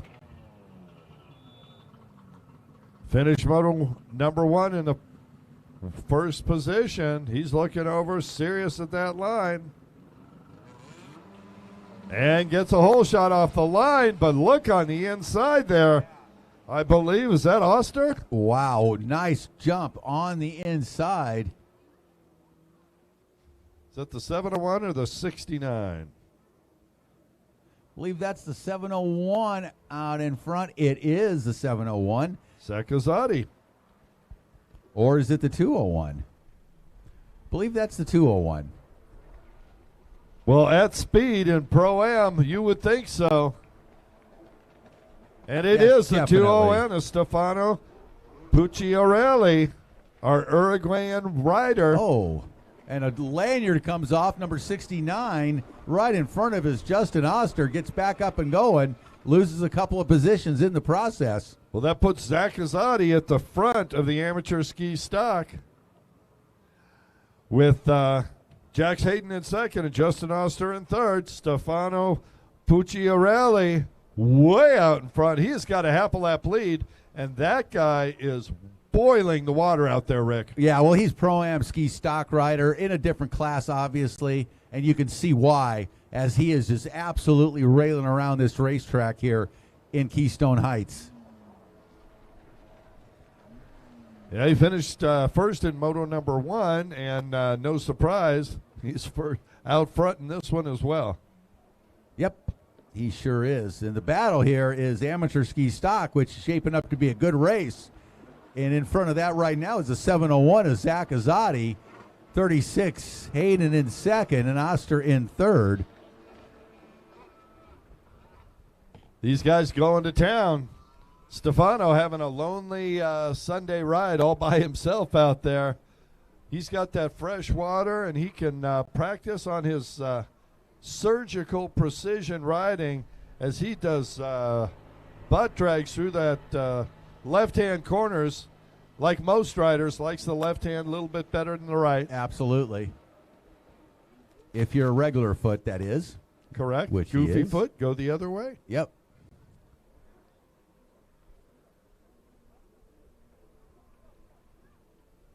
Azadi having himself a ball out there. Oh, and Stefano couldn't help himself. Wanted to check out the water over there. People love to swim here in Lake Geneva. It's interesting. It's attracting. There is an attraction. Now this will make it a lot more interesting. Let's see if when Stefano's able to get back up there. All right. Well, he's got a couple of riders he can chase now. Yes, he does. And this will make it more fun for everyone. A little different now. You're going to change things up for everybody. Because this is a good battle in amateur ski stock. I mean, these three riders are going at it. And, Zadi continues to lead out there, right? Yeah, he's looking good. But Zadi finished second yesterday. It was Hayden in first and Oster third. So right now, Zadi in the lead. Yeah, but Oster's in second, I do believe, and there's Stefano in that third spot. Yep, here comes Azadi with Hayden right behind and really closing the gap. Jax Hayden, incredible rider, Rick. And then our Pro-Am ski stock rider in the middle of that in third position overall at this point. And all three riders within 2 buoys of each other. Watch this trip down the back straightaway. Should be telling, Rick. Let's see about Pucciarelli. How fast can he make that machine go?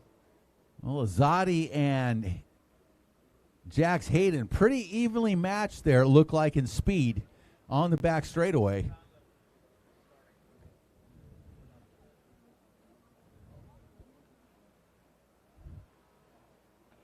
Boy, going a little wide that corner, Rick. They're going after it. This is a great battle taking place right now at the halfway point in this second moto of amateur ski stock. and Pro-Am ski stock, and the amateur ski stock riders, Zach Azzotti and Jax Hayden, having a great battle for the lead. And Stefano Pucciarelli, after that excursion into the water, is mired back in third position. Now, he is in a different class, so as far as points, it makes no difference. But as a racer out there, you're on the water, there's one other boat, you want to beat it, no matter what. That's a fact. Whoa.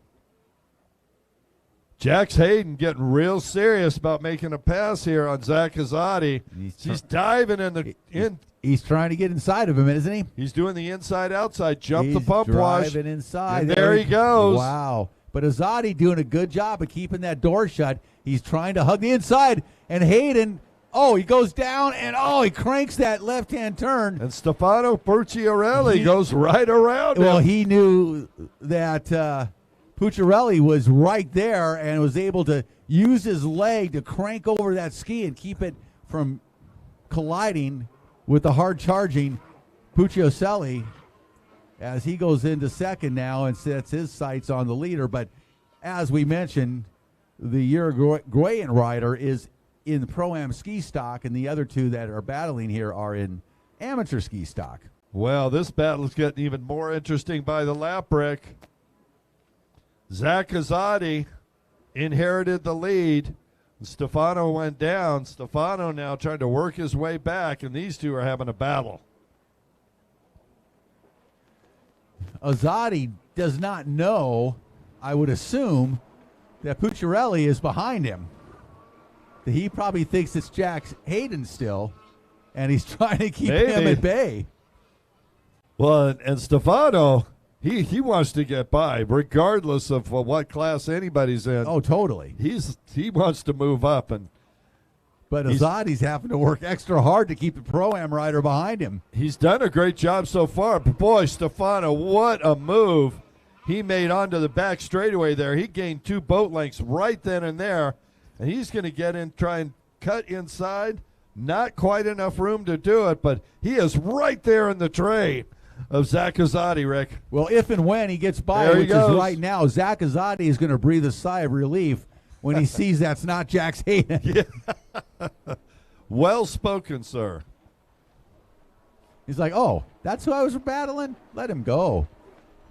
I got this thing. Bye-bye. Now here comes Jax once again, recovered from that mishap a couple of laps ago, and once again closing the gap quickly on Zach Azzotti, as I think Zach Azzotti had to spend a lot of energy to keep Stefano behind him. No question, Rick. I just watched Zach look back over his shoulder, and you could see his shoulders kind of drop when he saw how close Jax Hayden was to him. It's like, man, I just had to keep that guy off me for 2-3 laps. Yeah. What are you doing? And here comes Jax Hayden, Rick. Yep, here he comes. That was extra energy, clearly, that Azzotti had to spend, not knowing that it was a Pro-Am rider behind him.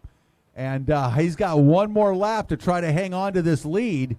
Zach Azzotti coming around. Stefano Pucciarelli takes the white flag. 1 lap to go for the Pro-Am rider out of Uruguay. And now here comes the battle for amateur ski stock. Azzotti continues to hold off the hard-charging Jax Hayden. Yeah, these guys are having quite the battle there.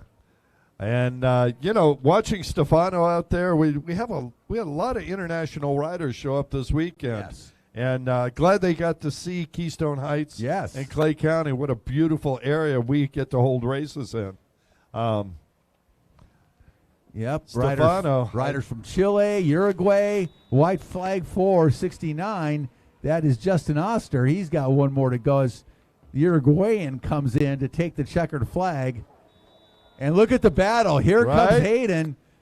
Boy, Hayden not able to get around Azzotti yet, has been right there.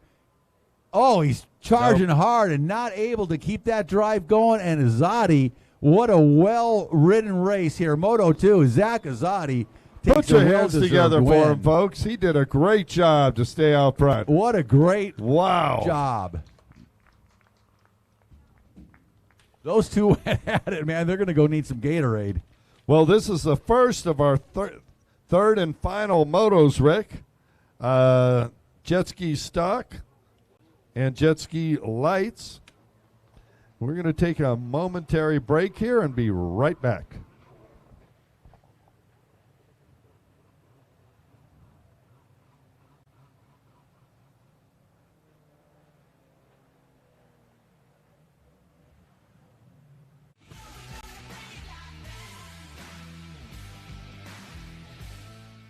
Oh, Panama City is great. You know, I really wanted to retire last year, and my family, my wife, really pushed me to keep doing this, so we have these venues to go to because they're beautiful, and we probably wouldn't come if we weren't racing. So we love it, and we plan on coming back next year again. Panama City Beach, it's the place to be. Nice, beautiful white beaches. We're on the Gulf side. You got nice, rough surf conditions. Years in the past, we've had huge waves. This year, it's a little bit more flatter, a lot of chop, so it's a little bumpy out there, but it makes it fun for the spectators to watch. Panama City, it doesn't get any better than being on the beach in the surf. I myself, like a lot of the other guys, like surf. It really dices up the competition, and always love coming here.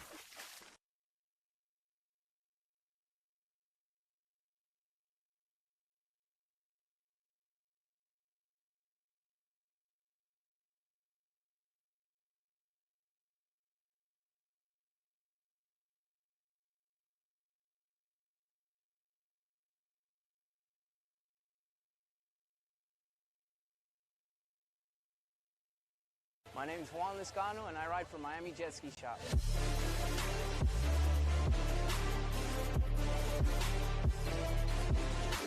Miami Jet Ski Shop sticks to LIQUI-MOLY, where we keep all our vehicles tip-top with the best in the industry.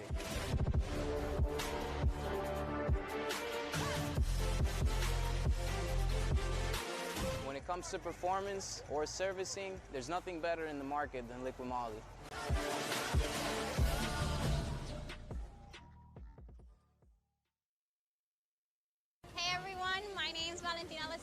I'm here at Pro Watercross for our jet ski racing.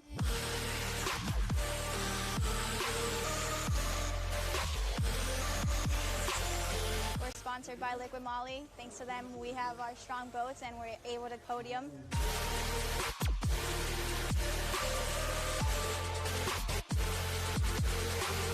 I've been racing for about 4 years now, and ever since I joined LIQUI-MOLY, I'll never go back.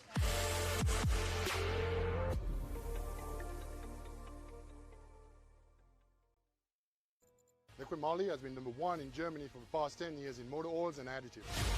We're super excited to bring the marine range now in North America. All that experience in the performance and the racing industry translated into the marine world couldn't be a better combination.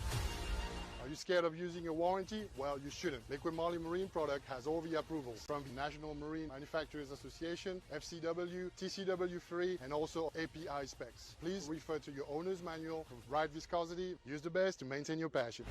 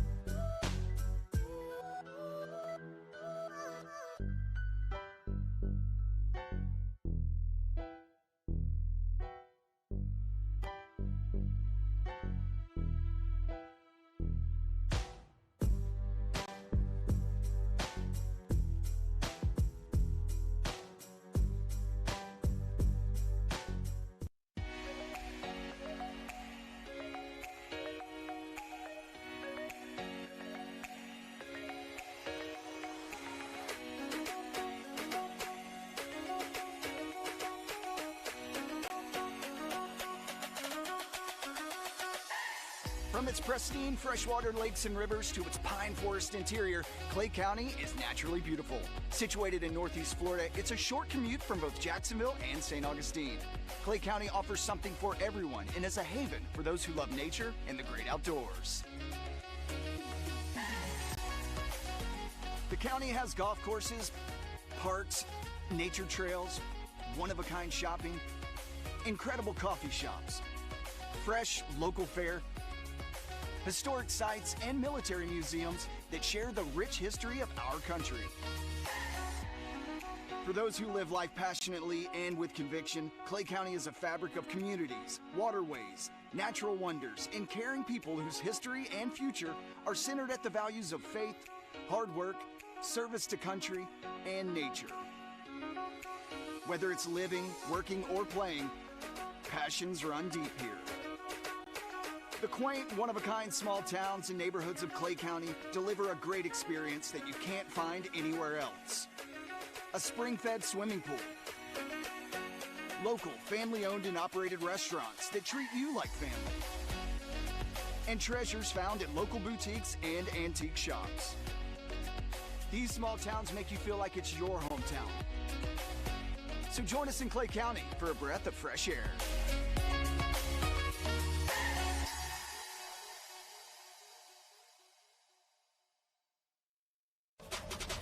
You don't want to miss the best pro watercross racers in the world. This is the LIQUI-MOLY Pro Watercross National Tour, presented by JETTRIM.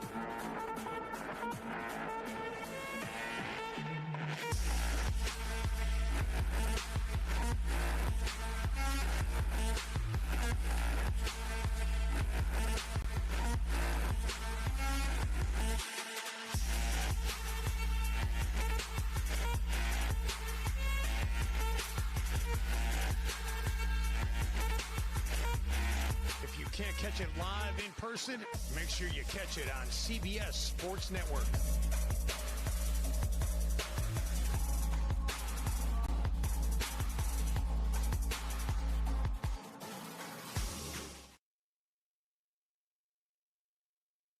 Third and final moto. She'll be back out again in a couple of motos for Vintage Ski, competing with Dad, which is really, really cool to see. And, you know, we were talking to one of the local news reporters a minute ago, and you were talking about the family atmosphere of pro watercross, and what a treat it is when you see a father and daughter competing against each other, and they were pretty evenly matched. Hey, as a guy who has 4 daughters and 2 sons, believe me, my mantra has been, don't tell me there's something my daughter can't do. Right on. Well, we White know flag out. One thing about pro watercross, the history of this sport, is that unlike a lot of other motorsports, the women competitors in this sport have always been top-notch, and they are very, very competitive. And throughout the years, we've had wonderful female racers and great classes. Brenda Burns, Tina Martinez, Christy Carlson. It goes on and on and on. Oh, yeah, Tara Lejo, Reagan Cole. I mean, you keep going on and on. You're right. And a lot, you know, Katrina Petrell. And, gosh, I just think back to all the battles and all those great days. And even till to today, we see a Kylie Meyer out here who I see with a tremendous amount of talent. And if she so desires, can continue on in the sport and have a lot of success as the checkered flag comes out for Kylie Meyer, and she's got the biggest fan club on the beach. I absolutely love it. Love to see the enthusiasm and support for these racers, and Kylie has a tremendous amount of that, and a really talented rider. I just want to know if Kim McKay has figured out the word that I used yesterday that she couldn't remember. No, not yet. She told me last night at dinner that I used a word she had never heard before, but she couldn't remember what it was. So I'm still, and I have no idea. So I'm still trying to figure out what that is, but God knows. Hopefully it was something legal. And Carter Thompson on that 4-stroke Superjet, the young man, finishes strong out of Anderson, South Carolina, on that big 1,050cc 3-cylinder 4-stroke Yamaha, beautiful new boat, and he has piloted that well around the course this weekend.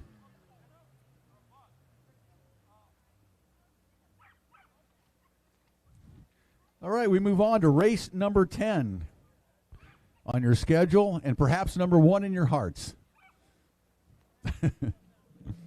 Amateur runabout box stock, women's runabout box stock, IROC 1100, and an amateur runabout box stock, number 724 out of Dundon, Florida, on the Sea-Doo Brian Oler.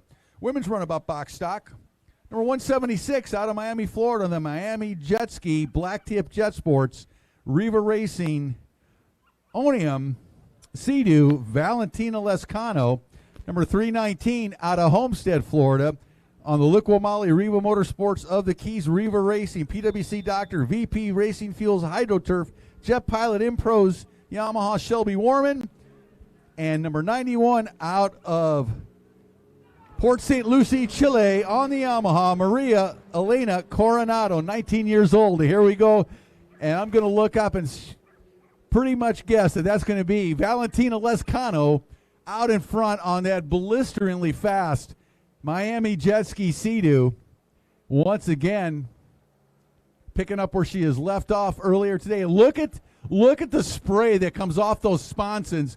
When she, look at that, she carves these turns and puts out massive amounts of spray and turns that Sea-Doo incredibly hard at speed. And and something happens. Is that a lanyard? Oh no, that's a motor's problem. Wow. And as fast as she was going, just as quickly, that race comes to an end for Valentina. That is too bad, because I love watching her ride, man. She absolutely rips out there. Hey, and who's out in front? Is that the number 319, Shelby Warman? Out in front of this affair now, as Valentina gets some assistance maybe, or at least she's going to be able to limp back in and idle, it looks like. Our race leader now, 319, Shelby Warman out in front, a hard charging Maria Elena Coronado behind her, and then Brian Oler in third place overall. Brian hitting, getting, but Valentina Lescano, man, that was it's just a ballistic missile she's riding. That's her dad Sebastian put the wrenches to that thing, and boy, it's working. What a shame she's has to idle that boat back in after just absolutely putting on a ballistic display on that first lap. Perhaps a little too ballistic, but the way that boat is set up with those sponsons, and she can turn it, man, she puts out a spray that is just a beautiful thing to behold. Here comes Shelby now in the lead over Coronado. So Shelby on a box stock Yamaha. So that's a supercharged boat. Elena Coronado, I'm sorry, on the IROC 1100 boat. So down on horsepower to Shelby, but Maria is not going to let that deter her at all, as she is going to charge. And this is what we were asking for earlier in the day, Rick. Get Shelby out there on the higher horsepower machine. Let's see what Maria can do behind her. Now, Maria is on that, I believe, the GP machine, right? I would assume, yes, you're correct. So that's probably a GP Yamaha EX for sure. And it looks like she is closing the gap on that supercharged Yamaha of Shelby. This could be a good battle, Kurt. Yeah, and Rick, it brings up, do you think that she's riding the EXR rather than the EX? Perhaps that's what it is. We don't have that information, but right, which I believe puts her in that GP class. And that's despite naturally aspirated, a fine running boat. Well, I'll tell you what, Shelby's having none of it. You can see her looking back and seeing Maria as she turns those double yellows there. And Maria, hard charging. Here she comes, Shelby. Well, that EX, though, that Maria is on, down on horsepower, but also considerably lighter than the boat that Shelby is on. And here's where things don't make sense, Rick. The lighter boat you'd think would be a huge advantage, but when she's chasing, it gets pushed around and it's harder to drive through that pump wash, that aerated air with the lighter hull than it is the heavier hull that sinks it just a little bit deeper. True, and by the same token, the power to weight ratio, is improved, but you're still competing against a supercharged, a lot more power, higher displacement engine. But halfway flags are out, Rick. Not too unevenly matched at this point, as Maria standing up, as you noted earlier, got that stand-up riding stance, and around the corner standing up as well. Yeah, she's digging in hard. Boy, she is riding that like a motocross bike. It's reminiscent of the Sea-Doo X4 hulls where most of the top riders would stand up the entire race. So a pretty good battle out here. Shelby Warman working hard to keep Maria Coronado behind her. The young Chilean phenom is one talented lady. They both these riders, and Shelby Warman, we've seen her over the last 2 years, really accelerate. I mean, her riding is and she is riding 3 better. classes. Right. I mean, she is riding the IROC class, she's riding the box stock runabout class, and the stand-up class. The problem is you meet Shelby on the beach, she's always got a smile. She doesn't look tired. She does. She's always happy. I mean, not that most of our riders aren't, but she's just got a great attitude out there. And Maria would like to change that for her, but looks like Shelby's having none of that, Rick. Nope. She is keeping the throttle pinned on that big Yamaha 4-stroke and maintaining the lead over Maria Coronado. As they come down the front straightaway one more time. Going to look at our flag lady, Kim McKay. Nope, Rick, laundry yet. Got to ask you a question because I was back inside the room there for a moment at the start of this race. Did Valentino make an entire lap? She did. Then as I look at the math here, I believe she could still win the runabout class because she finished first in the two motos. I believe you're correct. In the box stock class, so women's box stock class. Yeah, so she will. Well, that's unofficial, of course, but in fact, she made not just one lap, but one very ballistic lap. Yeah. Maybe she ran out of gas. I doubt that. Dad forgot to put in the gas. It happens. It happens to the best of us. All right, one more time down the front straightaway, 319, the race leader, Shelby Warman, followed by the 01 of Maria Elena Coronado. Maria starting to really put the pressure on Shelby now as these laps draw down.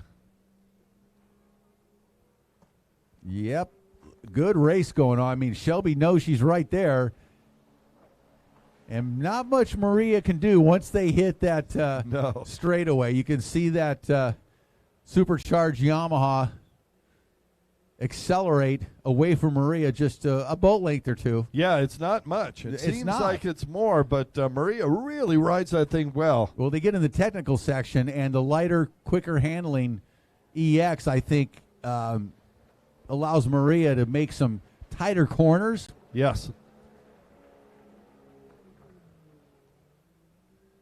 And each corner that's taken a little tighter gives you just a little bit of an edge. Yeah, it's like running in a smaller track. If you're holding tight to the buoys as opposed to going wide around them, you're going a shorter distance, and that's the only hope you have in an underpowered machine. Yeah, really. Just barely, but it adds up lap after lap, corner after corner. That little bit adds up, and you can see that's exactly what we're watching right here with Maria Coronado closing in on the tight sections to Shelby, and then they get on the straightaway, and Shelby opens that big Yamaha up and stretches its legs, and there she goes. White flag, 1 lap to go. Not much Maria can do with that. It's an exercise in frustration. Boy. But never say never. She is close enough. If there's any problem for Shelby, any misstep by her, and Maria's right there to capitalize. Yeah, quick little spin out, anything like that, and Maria's gone. But to be honest, we haven't seen that from Shelby all weekend, No. really.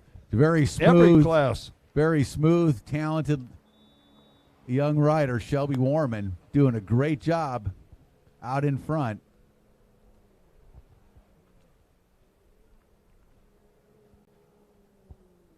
Couple more turns to go. Shelby's going to do it. She's going to hold off the hard-charging Coronado and take the checkered flag. Nice job, Shelby Warman. Yeah, big round of applause for these riders. That was a good battle, man. They were going at it the entire race. Wow. And unfortunately for Valentina Lescano, she had to go back to the pits early in this one, which deprived us from seeing her just rocket that boat around this track. I'm more sorry for us than I am for her, because it looks like the math does that she's going to win the overall anyway. But once again, everything from up here is officially unofficial. So we go back to the Kylie Meyer show. Yes, we do. Kylie out of Jacksonville, Florida, 13 years old, riding the Kawasaki for Glidwell Racing, Taylor's Outboards and more, and Mom and Dad's wallet. That always cracks me up. And truer words have never been spoken. Maybe one, Rick. Mom and Dad's credit card. Well, there's that. Yeah.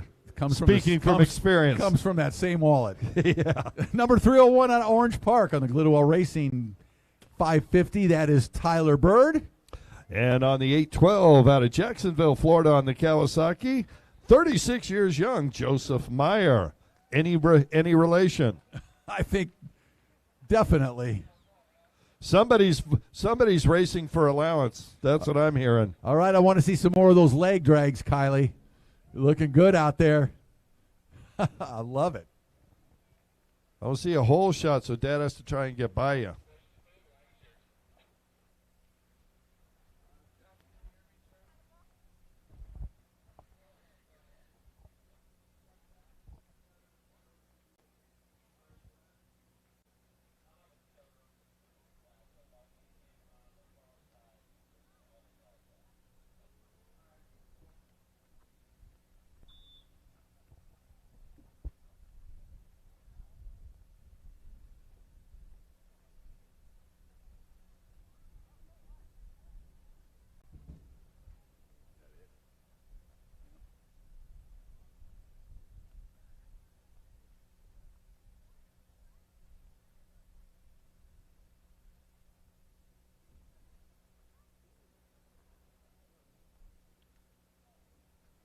Vintage ski on the line. This is the class that started the entire sport.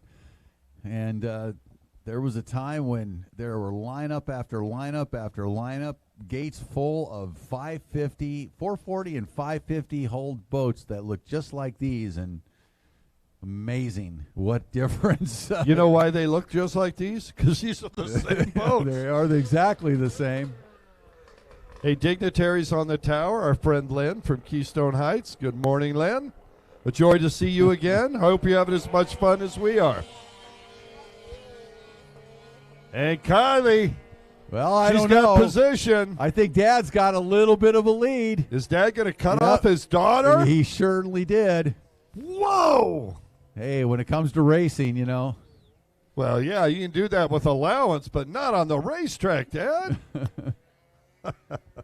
He's like, I'm tired of getting beat. I think it's early in this race, Rick, yeah, perhaps. to be calling for that. Perhaps so. Oh, Kylie doing a extended butt drag there. Well, she's got a lot of laps in here this weekend, so yes, she does. Maybe she's getting a little wore out. Who knows? Those 550s, though, they are very challenging to ride. And compared to they're the modern physically boats, demanding. As Tyler Bird goes down there. A lot of people have referred to them as riding a 2x4. Yeah. An unstable 2x4 at that. And then you add, well, let's say, our height to that. Yours specifically. Even some of the great riders in the past, recently, talked to Harry Gocher, and he's like, I want nothing to do with one of those things. That's like riding a 2x4. Right. No thanks. I did that back in the day. Yeah, he's like, he went to an SXR 800 when he got back into it. Now he's on a SXR 1500 this season. So, 550s. I've been there, done that.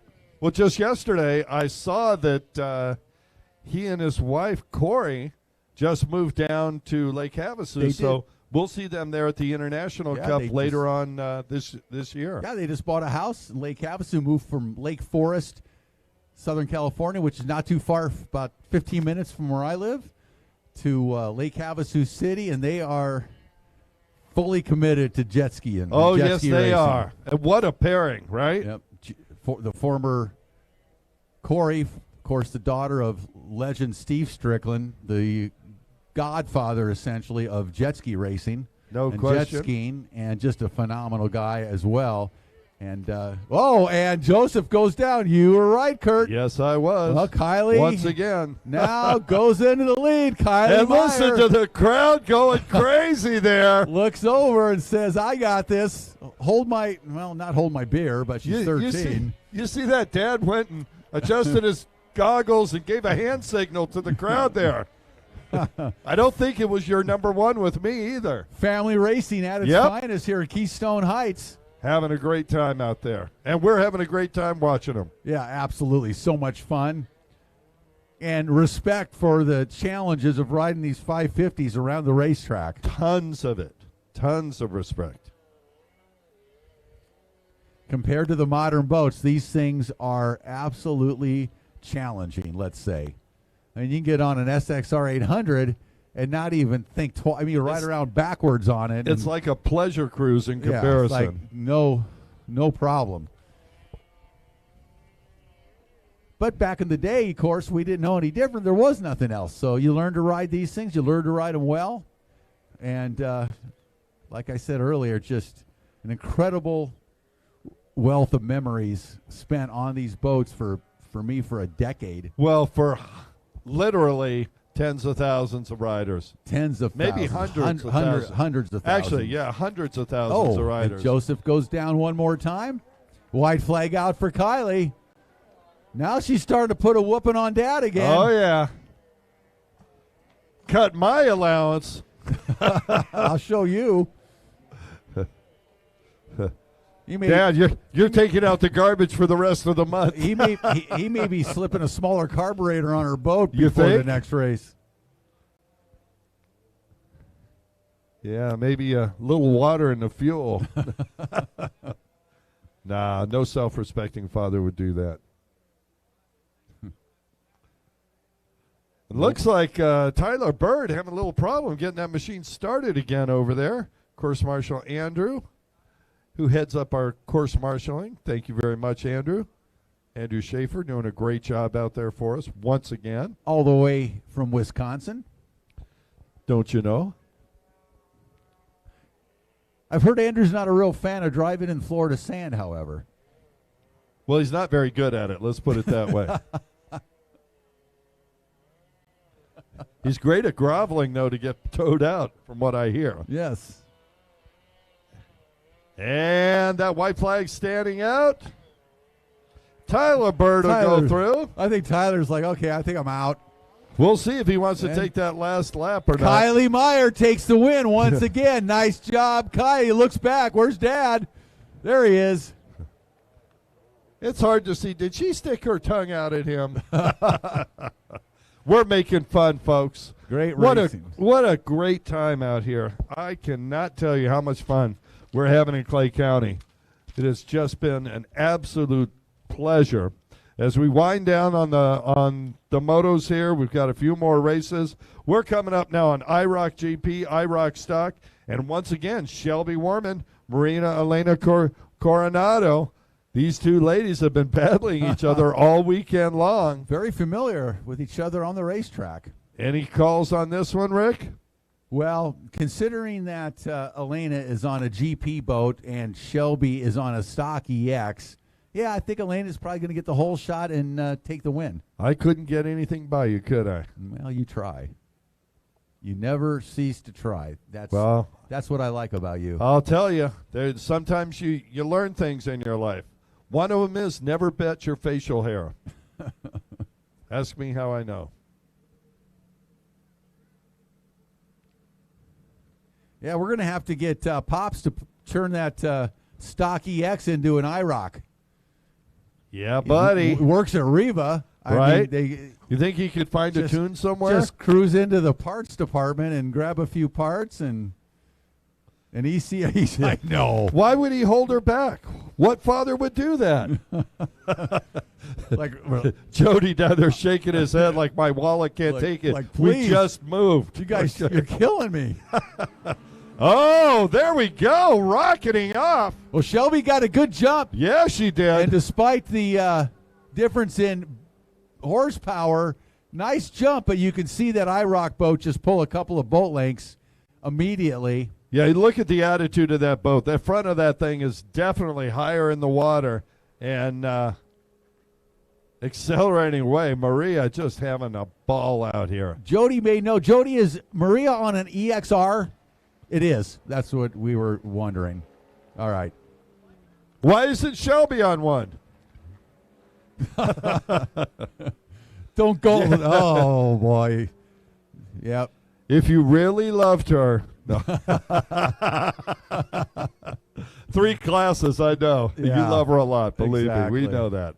What a great family, the Warmans. Yep, absolutely. So glad to see them, living their dream, moving down to Florida. And having fun, great attitudes. It's Yep. just lovely. Folks, if you would like to join in the fun at Pro Watercross, please visit us at prowatercross.org. You can see all the information you need to contact us. We'll help you put you in the right class, give you the right information, and by the time we're back here next year, you could be joining us. Or if you follow us around the country, you could join us this year. Absolutely, and you can go to your local Yamaha dealer if you want to get out here in this class and pick up an EX or an EXR. They're relatively inexpensive as far as brand new off the showroom floor racecraft go. Absolutely. And come out here and join the fun. It's a great class if you're into the runabout side of racing, because these are the EXR that Maria is on is custom designed for racing. It's probably the most economical race machine, and I don't mean just on the water. I'm thinking about motocross bikes, road racing bikes, Oh, yeah. God. automobile racing. Buck for, dollar for dollar, and the reliability of these machines, you could race one of these things literally for years. John Long was telling us he had, 4 years on his boat and never done anything but a change of spark plug. Yep. And then he put it back in. Yeah, no, they're ultra reliable. They're very cost friendly, and you can get into racing at a really reasonable expenditure with these Yamaha EXs, because they, as Kurt was mentioning, very reliable. They run strong. They're fun to ride, and you can be competitive. Oh yeah, right absolutely. out of the gate. I mean, halfway do nothing, sign. be competitive. Yep. Halfway sign for Maria, as she is on that aforementioned EXR. The R stands for racing. It's a model that Yamaha has designed for the racetrack. Her dad must really like her. Boy, rub it in. Pull at Jody's coattail Rub just it a in little some bit more. more. Oh, Lord. And the EX that Shelby is aboard is dialed in with the probably full complement of Riva, accessories on that boat. And that thing will run forever as it's set up right now. Yep. So great way to get into racing and pro watercross with a brand new boat. Or you can find used ones as well on the market and jump in. A lot of fun and very cost-effective form of racing. And we need to see Novice Sports Stock to the line to see our competitors getting ready. This is going to be interesting, Rick. This next race coming up. I'm glad you know my last name. All three competitors have 4 points. Yes. So it is, go for broke. Absolutely. That's funny. What's a funny name? Nothing like Knocklenberger. Maria Elena Coronado getting the white flag wide open down the front straightaway. She is absolutely ballistic on that. I don't know when the next time we'll see her race. I really hope hope that she's Livonia, able Georgia. Is she going to be up there? I hope so. Why not?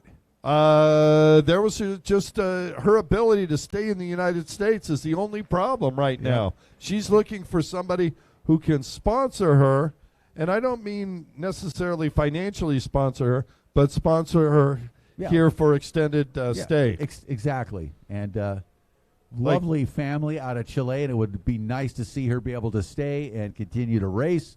Of course, to mention our next stop, that's going to be in Lake Hartwell. Always a huge event with Pro Watercross Racing as Maria takes the checkered flag and the win. Nice job, Maria.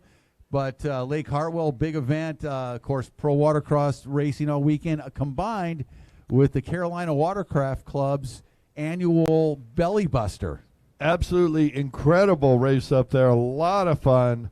Hundreds of recreational riders come to watch up there. And, wow, Rick, I could see something like that happening right here in Keystone Heights. Could be. Shelby Warman comes in, takes the checkered flag. Yeah, that Carolina Watercraft Club, they do just a phenomenal job.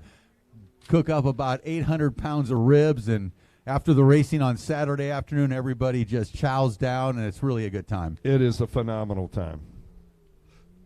And talk about excitement for the third and final moto. All three competitors down here are tied in points.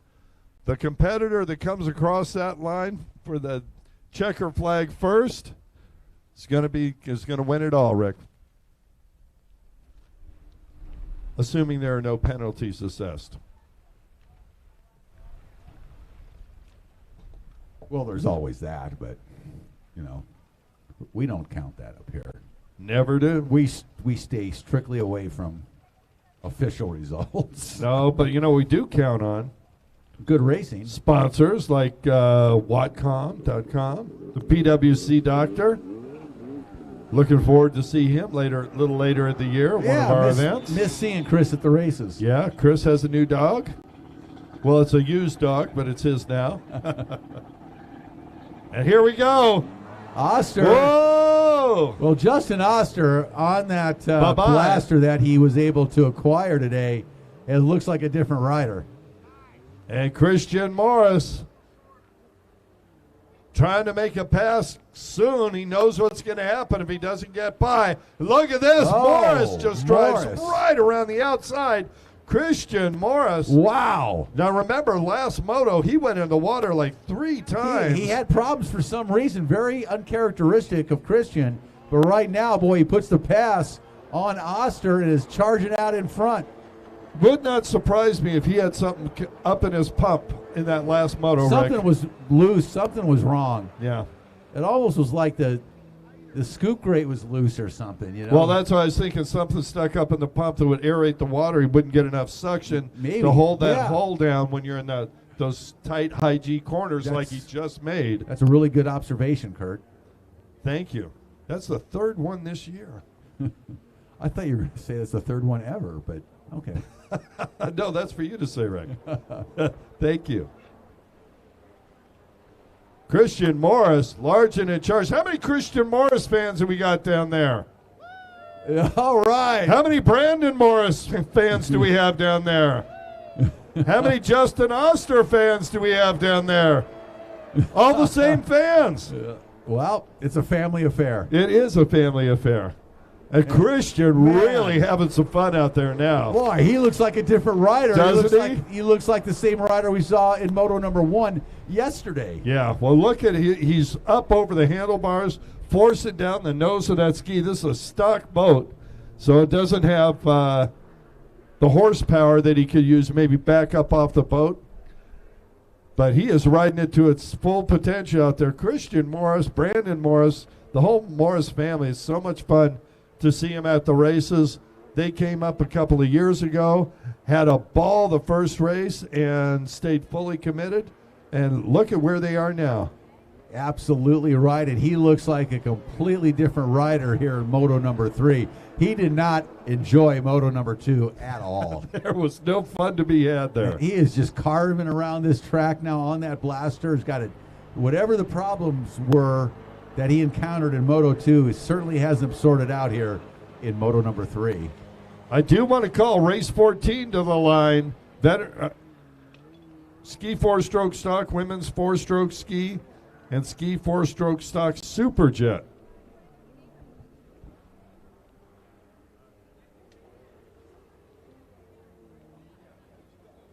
Yes, and veteran ski GP as well. Paperwork's correct. It is. Imagine that when you read it, top to bottom. Christian Morris having his way with this track right now. Halfway flags come out. Our starter, Kimmy McKay, letting him know he's halfway to victory right now. And as we said earlier, no matter what, with tied points, the finishing order at the flag in this race, that's how you're going to be overall. And look at Brandon Morris trying to make a move up on Justin Oster. Brandon Morris is getting more and more comfortable with that HX as the laps go by, Rick. Oh, yeah, absolutely. And, he's got his work to do, though, to try to catch up to brother Christian, because Christian is in a different time zone right now, a half a lap ahead of both Oster and his brother, Brandon. Yeah. And, man, what a difference a moto makes as Christian just is rocketing around this racetrack here at Keystone Heights today. Yeah. Starting from the second lap, he's already another zip code.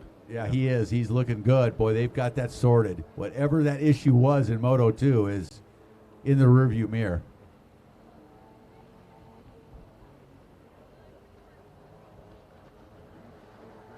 But Oster and Brandon Morris having a good little race going on here for second right now. Yes, they are.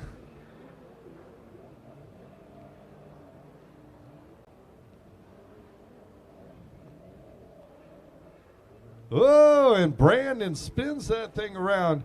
I am going to tell Brandon Morris at some point that I believe he could use slightly different sponsons, because he's not able to really throw that thing sideways and make it stick the way it should. Well, he better get a hold of Chris Haggis out of Pro Watercraft. Oh, yeah. And get some Pro Watercraft sponsons on that bad boy. That'll make a huge difference. They absolutely make a huge difference.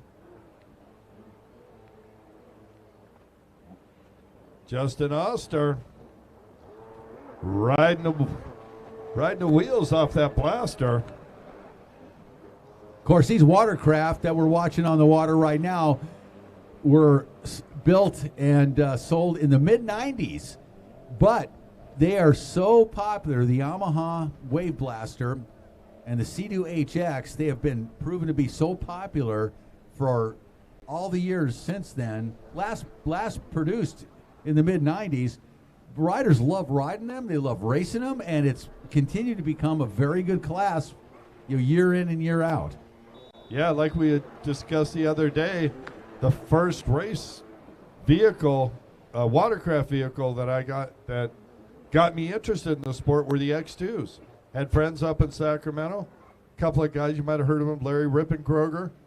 I heard of him. Yeah, they showed us what an X2 was about. Larry, a multi-time national world champion, known for his freestyle prowess, and that was film credits. Yep. Oh, he's a legend of legends in Waterworld in jet ski racing, to say the least.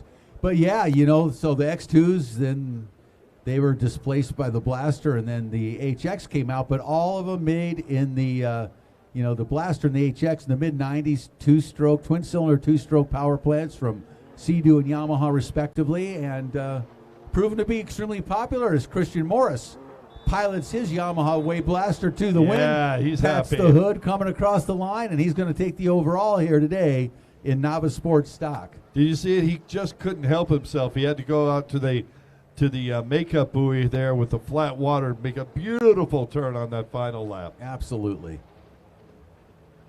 And there it is. Justin Oster will take second overall. Brandon Morris will get third. That is the unofficial results from the tower up here. And on we go. Race 14, Rick. Tell me it's not true. Well, we're winding down, Kurt. We are winding down. I like this class because this is all modern four-stroke stand-ups. Yep. The Yamaha Superjet four-stroke, which is the 1050cc triple-cylinder four-stroke, And then, of course, the Kawasaki SXR 1500, the four-cylinder 1500cc Kawasaki four-stroke. And we don't see these boats matched against each other much because they exist in different classes because of the huge discrepancy in displacement. Yeah. But because of the way we combine classes sometimes, we do get to see them compete out here. And it's a great opportunity for us like to see them. I enjoy it. Ditto. Look at that 319. I wonder which Warman that is for. And you're seeing the stock versus stock in these classes. Ethan Wilson and Trent Thompson on the stock 1500s, Shelby Warman on the stock 1500, as well as, and then Steve Hayden, Kyle Fabro, and Brad Martin on the stock Yamaha Superjet. So it's an interesting class. Brad Martin is actually in the GP class. I don't know. Yeah, it is, and I don't know. That boat doesn't really sound like a traditional GP ski. It's pretty quiet compared, but he probably has some level of modifications done. I don't know the extent. Well, the start will tell us, won't it? Usually. Well, you've got those 1500 Kawasaki SXR machines with lots of acceleration, but a little bit more weight. Yes. And potentially Brad having a GP Superjet. Let's see what happens. Brad's on the far outside on that 591, the 422 and 104s of Ethan Wilson and Trent Thompson. 36 with a great jump, Steve Hayden, and he got a little sideways out of the gate. I don't think he's going to hang on to that lead, though. It's going to be a SXR 1500. I'm going to guess that's Ethan Wilson out in front. Let me check in the binos here. Yeah, 104. Once again out in front, Ethan Wilson on that SXR 1500. Oh, boy, and what an opportunity missed there by Steve Hayden. He went wide. If he went tight, he might be in second position right now. But a tough road to hoe either way, Rick. And then you got those 1500s out front, followed by that 1050. And then 422 behind Wilson is Trent Thompson. And I believe is that Hayden in third? That's Hayden in third? Yes, it is. So you've got the two SXR 1500s out in front of the Ski GP Superjet. And now Brad Martin in fourth with the GP. He did not get a good jump off the line. Brad Martin with the GP, but yeah, Steve Hayden with the stock Superjet. Right. So we're seeing a comparison right here between stock SXR 1500 versus stock Superjet. And potentially versus a GP, and time will tell. If Brad Martin's able to catch Stephen Hayden, who is no slouch at all. He is near the top of the class every time we see him. But right now, Ethan Wilson out in front down the front straightaway. Our race leader, 104, 422. Thompson in second, and then Steve Hayden in third. Kyle Fabro in fourth. I do want to point out, just as Stephen Hayden sticks it just a little bit in that corner, remember, the Ethan Wilson getting a little bit tired. Those SXR 1500s, a big boat to muscle around there. Yeah, second moto, he did show some fatigue, went down a couple times during one of the latter laps of that race. So he's back up where he was, charging out in front as he was in moto number 2. And of course, he won moto number 1 as well. So Shelby Warman over there having her own personal battle. And who is that that's coming up fast on her? We'll have to check the number as she comes around. That may be Brad Martin. Yeah, Steve Hayden in third place right now on that Superjet.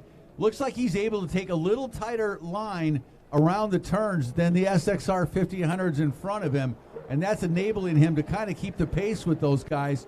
But they have stretched out a little bit of a gap between him and second place. We'll see if he can reel in that second place rider. That's Trent Thompson. And both first and second place riders, Ethan Wilson and Trent Thompson, both 19 years old, out of South Carolina.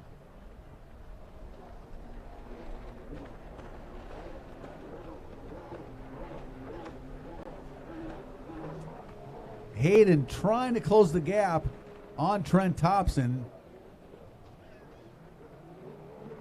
But it's really enjoyable to watch the comparison between these Kawasaki and Yamaha four-stroke stand-ups. Yeah, Kyle Fabreau trying to make a move up on Steve Hayden, but as I look down the paperwork, I see that Hayden won both of the prior motos.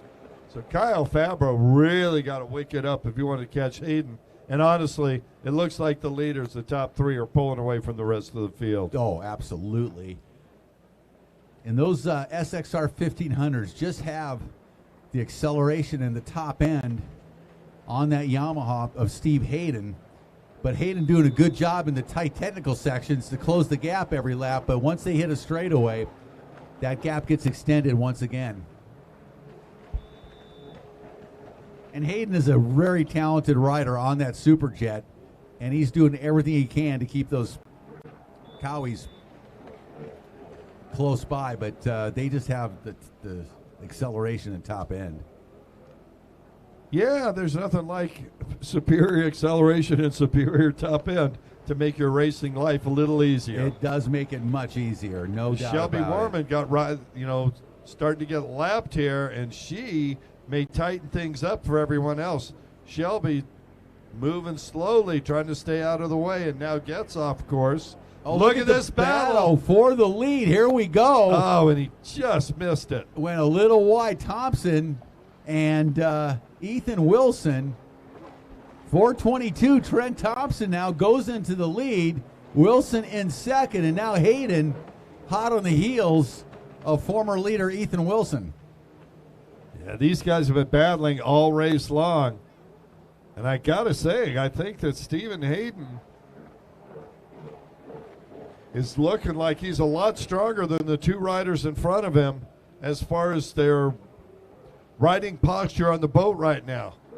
You're starting to see these riders bend over more, stretch their backs out. You'll watch their elbows drop. That's always a key indicator that exhaustion is taking them over. When those elbows start to drop, you lose leverage, and it's a clear indicator that you're looking for that checkered flag as soon as possible, Rick. You're starting to breathe a little hard. Oh, yeah. All right, 422. Trent Thompson with the lead, doing a good job out in front. Wilson hanging on for dear life in front of hard charging Stephen Hayden. Yeah, Hayden really in full-on attack mode there. And race 15, to see two of the three down there, begin a runabout box stock. You are up next. Here comes the 591, Kyle Fabreau. He kind of got left in the dust there. A little later, he's having his own personal battle with Brad Martin. And Martin's starting to move up on Fabreau.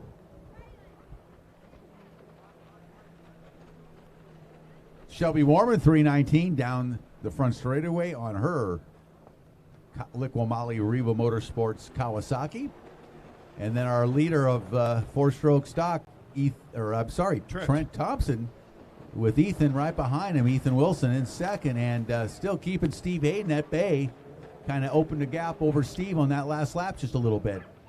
Yeah, and you saw Ethan Wilson coming through, stretching his back out down that front straightaway. When you see that happening, a rider's starting to feel the pain. It's affecting his position on the boat and what he can do. Or she.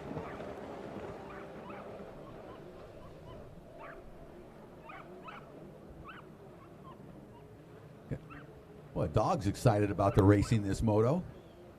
Down on the beach, he's going crazy over this. Yeah. Loves the four-stroke ski race. He's an Ethan Wilson fan. Or Trent Thompson fan, maybe. White flag out for Thompson. 422, the race leader. Wilson continues in second. And Hayden went down trying to get by Ethan Wilson. Yeah, and I think Hayden's had enough. He's going to take a relaxing final lap there as he goes behind Shelby Warman. Shelby moves over, makes it easy for him to make the pass. It looks like Trent Thompson's going to hang on. You know, Ethan Wilson got the win in the first two motos. Thompson with a second in both motos. Now, Thompson's going to return the favor and take the win here in moto number 3, but I don't think that's going to be enough to give him the overall. I didn't mention it, but that same situation exists in ski 4-stroke stock between Steve Hayden and Kyle Febreau. Steve won the first 2 motos, and while he's winning the third moto, it makes it easy. And checker flag goes out to the 422 Trent Thompson, Rick. Yep, Ethan Wilson comes in second in this moto, but he is going to take the overall for the weekend. Steve Hayden. As they exchange pleasantries. Steve Hayden makes his way through, and he'll win that ski 4-stroke stock Superjet class unofficially. Yep, clean sweep for Steve. Shelby Warman, once again, dominant in the women's 4-stroke ski. We do need some other women to come and challenge Shelby, so please, if you're out there thinking of joining the Pro Watercross race family and you are female, come on over. She needs some competition. All right, we go back to the starting line, and everybody hold your breath. It is beginner runabout, box stock, moto number 3. All right, get the paddles out. We've got a 60-year-old rider, a 45-year-old rider, and a 32-year-old rider in our beginner runabout box stock. Now, they've been on the same course for 2 days. You got to think they know the course now. This is the final moto at beginner runabout box stock this weekend. Let's see who gets the whole shot. Marcio Benedetti was strong out there last moto. He still finished in 3rd. Brian Oler won both of those 2 motos, but I'm not sure he got the whole shot. And Troy Weeks, of course, riding that slightly underpowered STX 1200 triple-cylinder 2-stroke Kawasaki. Finished 2nd in moto number 2, 3rd in moto number 1. Let's see what happens. There's a tie for 2nd position now between Benedetti and Weeks. So, on the inside is Oler, in the middle Weeks, and on the outside, Benedetti. So here we go. Our starter, Kim McKay, says, maybe not. Oh, she says, okay, I'm ready.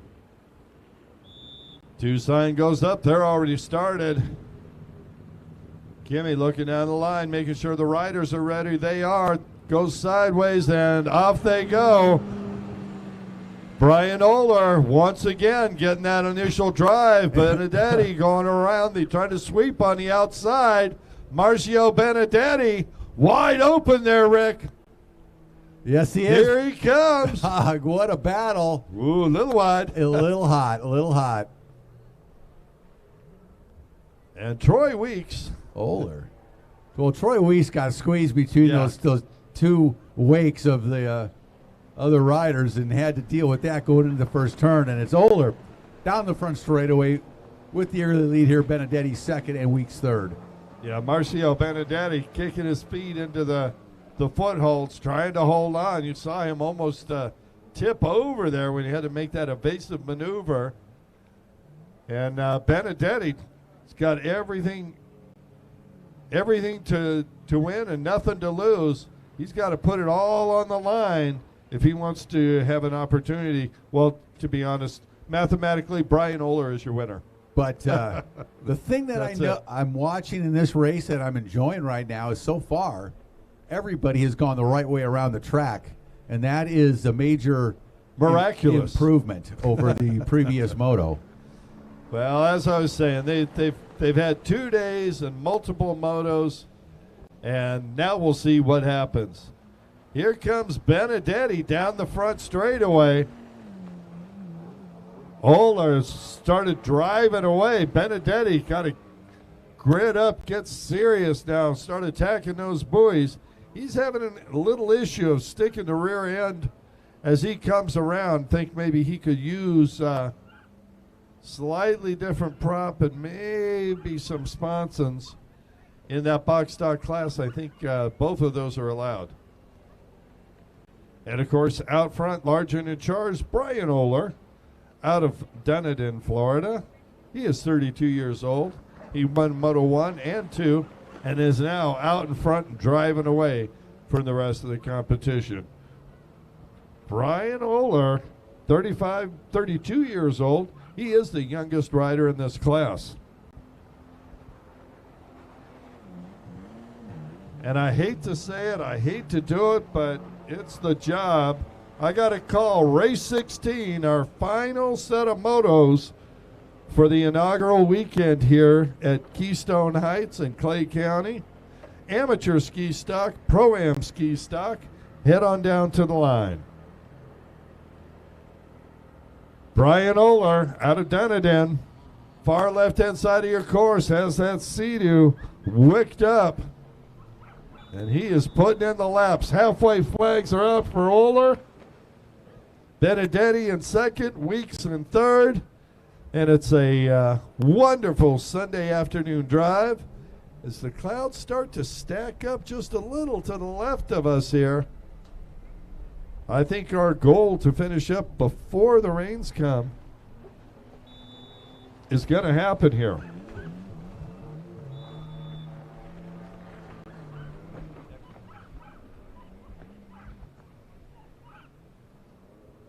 Just a little bit. Brian Oler, far left-hand side of the course, making the turn. He's had a lonely trip out here by himself.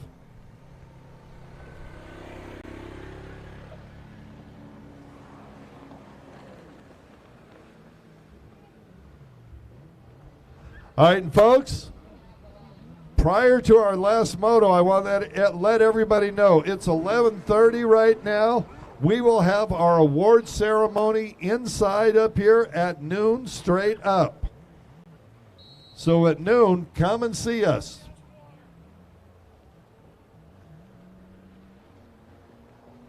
Benedetti got a little Weeks problem coming at him. Troy Weeks is in full-on attack mode. He has been hunting Benedetti down a little bit here, a little bit there, Rick. Starting to reel him in. Now, Brian Oler, he's won for the weekend. He had 2 firsts. Mathematically, he can't lose. Here's the battle. Weeks a little bit wide on that corner, but he and Benedetti are going at it. The battle for second place on the podium right there. Speaking of podium, Rick, I don't know if you heard. I did. Straight up at noon, our award ceremony. Want to see everybody there. That's what I've heard. High noon awards. Get out of the rain, into the air conditioning, get an award. Get a chance to say goodbye to everybody before we leave beautiful Clay County. Here comes Benedetti. Marcio having a better time today than he has in quite some time. And there is Troy Weeks trying to catch Benedetti, but man, that's a tough road to hoe. Yeah, he's doing a good job, though. He is working at it and not giving up at all. Having a good time out there. A white flag out for race leader Brian Oler. But the battle right now for second's a fun one between Benedetti and Troy Weeks. Yeah, and every time they hit that back straightaway, Troy is so far behind. And in the tight stuff, he's really pushing that SDX hard. He is. Getting better every lap. And he's just enjoying it. I know he's having a good time out there. Oh, yeah. Troy seems to have a good time everywhere he goes. 1 lap to go for the battle for second. Final lap for those two, and your winner, Brian Oler, coming through. 1 more buoy to go. Folks, put your hands together for Brian Oler. What a great job out there. 3 moto wins. Beginner runabout box stock champion. And Troy Weeks just stuck it as he was starting to pull up on Marcio Benedetti. Benedetti on the back straightaway. Oh, and Weeks sticks it hard there, Rick. Yep, that is probably going to do it. But you know what? He charged the entire race, and in this beginner runabout class, they did really well this moto of keeping any potential issues at bay. Going around every buoy in succession. It's a beautiful thing. in the correct direction even. Yep. Imagine that. I know it. Folks, how about a big round of applause for Marcio Benedetti and Troy Weeks finishing out their weekend. And we've come to it, Rick Lake, the part I hate the worst, our final moto on the water. Once again, folks, I want to let everybody know we want to see everybody up here at 12 o'clock. You know, I know everybody wants to get going, but let's do your best to break up everything, take it to the truck, and if you're not done by 12, well, it'll be okay up there in the parking lot. Come on over. Meet our race director, Kevin Scott. Tap his limitless knowledge of personal watercraft racing. All right, final race of the weekend on the line. Race 16, amateur ski stock, pro-am ski stock. And it's been a seesaw battle in this one. Jax Hayden's got a first and a second. Zach Azadi's got a second and a first. So it's kind of what it's going to come down to, it looks like, huh? It's going to be exciting. Who's it going to be on the start? Oh, Azadi bobbled a little bit. Pucciarelli. Well, he's going to take the whole shot, the Pro-Am ski rider. He just did. The battle for stock. And Stefan is like, bye-bye, folks. Wow. It looks like Jax Hayden is going to take the lead in amateur ski stock. Oh, that's bad news for everybody behind him. Azadi's going to have to figure. Azadi got a rough start, bobbled off the start, never recovered, and finds himself in third place in that battle. Oh, that's going to make this exciting, Rick. Jax Hayden, number 36, the race leader in amateur ski stock. Number 69, Justin Oster in second, and 701 down the front straightaway. In third is Zach Azadi.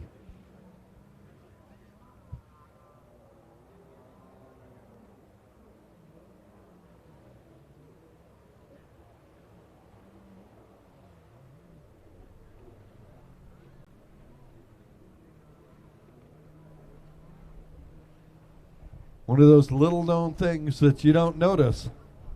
I thank you. Your brain works in mysterious ways, Mr. It does, Nolenberg. Mr. Lake. It certainly does. Well, out front in the the amateur ski stock class.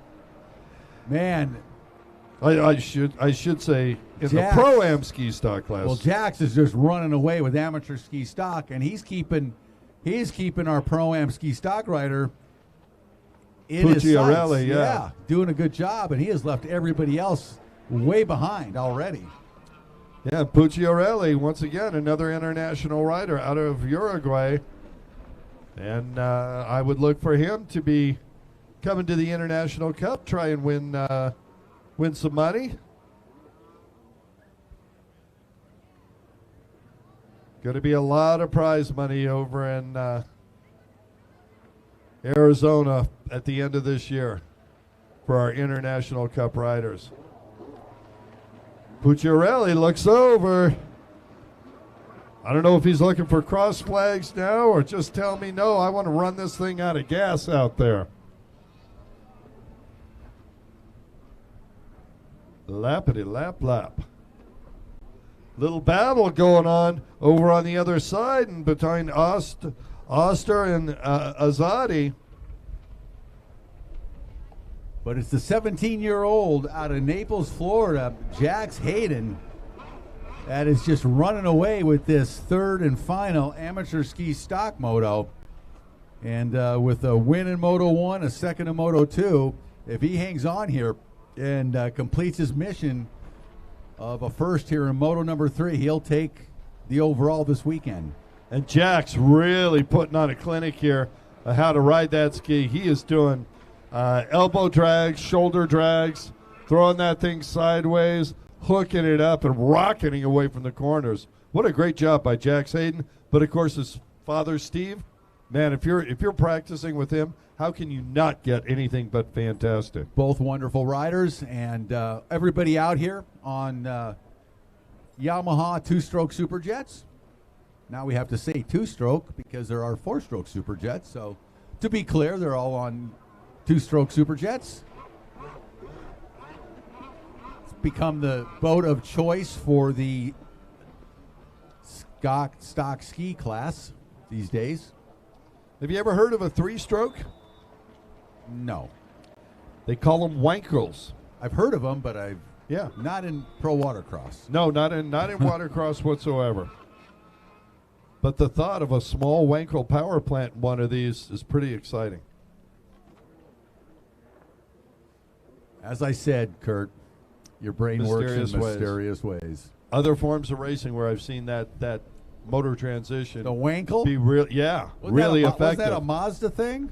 Well, Mazda had a dual rotor, or is a tri-rotor wankle. But what I'm speaking of would be a dual rotor. Yeah, it's hard to measure the displacement for them because of the way the wankle works.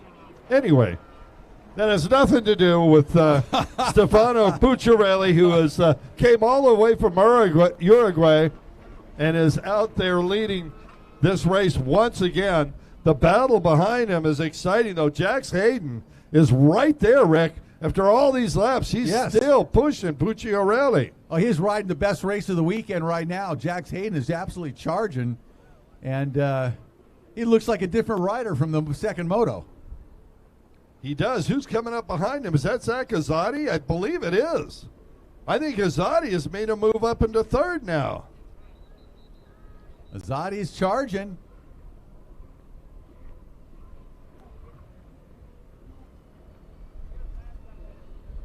Interesting turn of events here.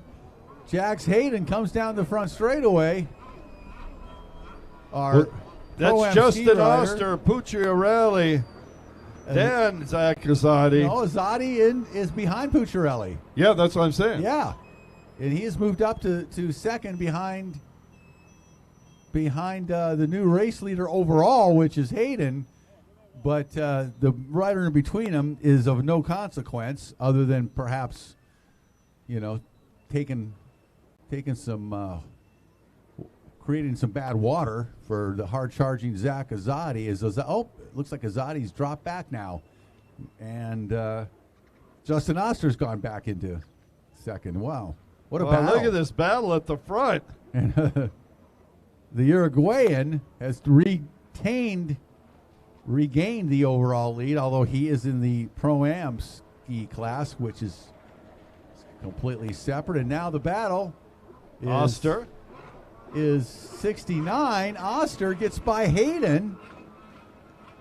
Hayden was all by himself.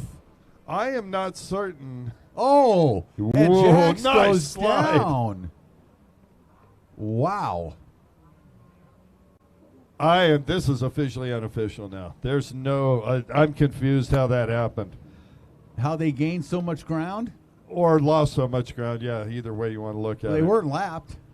There's no way they could have been lapped. Unless they went down off the side, we didn't see it, but. Well, we are going to find out when we see the results for the awards. Yeah. We'll find out when they do. At noon, we'll know what the answer is. White flag out, 1 lap to go. Stefano Pucciarelli out of Uruguay having himself a weekend out there, Rick. Yes, he is. Looking good, absolutely, on the Yamaha Superjet. 33 years old. And the battle goes on between Oster and Azadi. And then Jax Hayden comes by. So we're a little confused about the turn of events here. Huh. Well, we'll have to see. The checker flag will be coming out here in a few moments for Stefano Pucciarelli. And folks, as he comes across, give him a big hand. He came all the way from Uruguay. Nice job. And he is dominant out here. Good job by Pucciarelli. And here's the battle, Rick. Now, Justin Oster leading on that number 69. I'll assume he's on the same lap. Behind him, that is the 701 of Zach Azadi, isn't it? So Oster's going to get a third, and a first the way it looks right now as the checkered flag falls for Oster. and then Azadi, and then, Jax Hayden. Okay, we need to see the lap charts on this thing. So the way I see it, Azadi first, Hayden second, and Oster in third. But as usual, everything we say up here is officially unofficial. This is true. Wow. Well, that's going to end things. We're going to do awards at noon.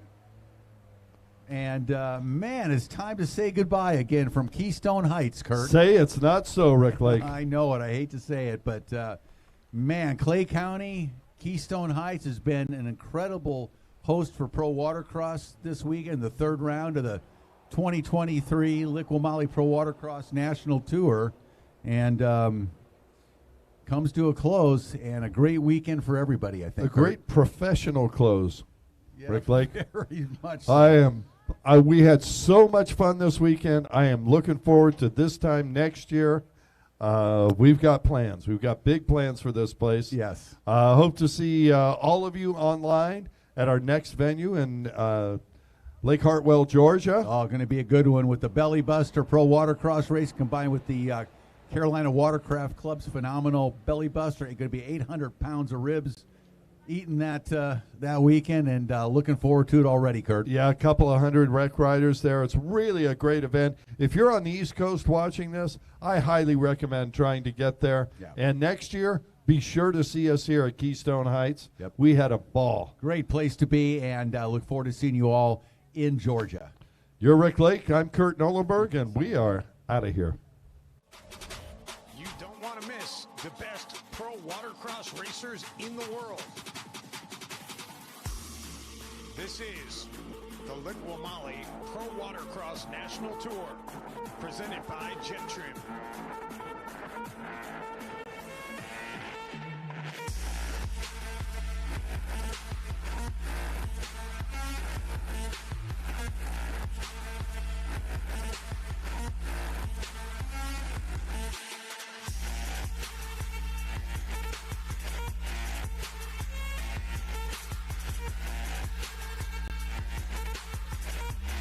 If you can't catch it live in person, make sure you catch it on CBS Sports Network.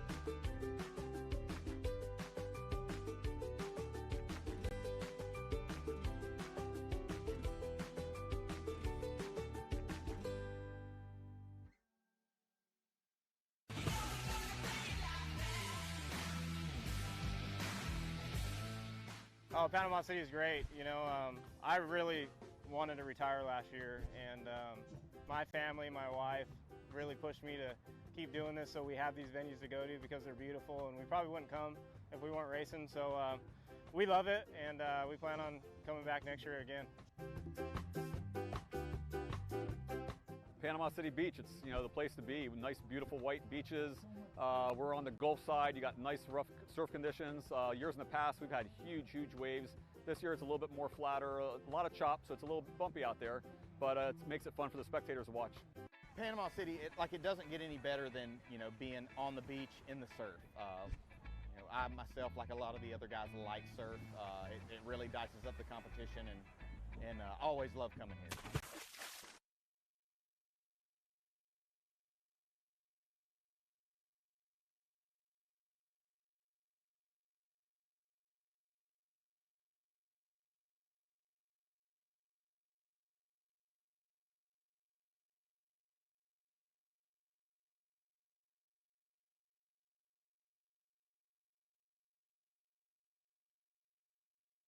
My name is Juan Liscano, and I ride for Miami Jet Ski Shop.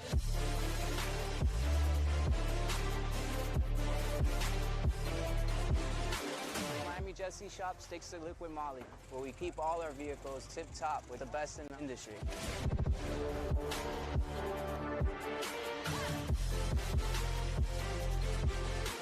When it comes to performance or servicing, there's nothing better in the market than LIQUI-MOLY.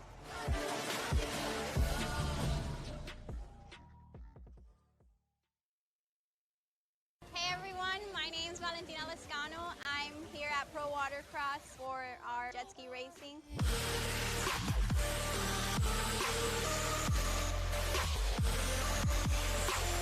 We're sponsored by LIQUI-MOLY. Thanks to them, we have our strong boats and we're able to podium.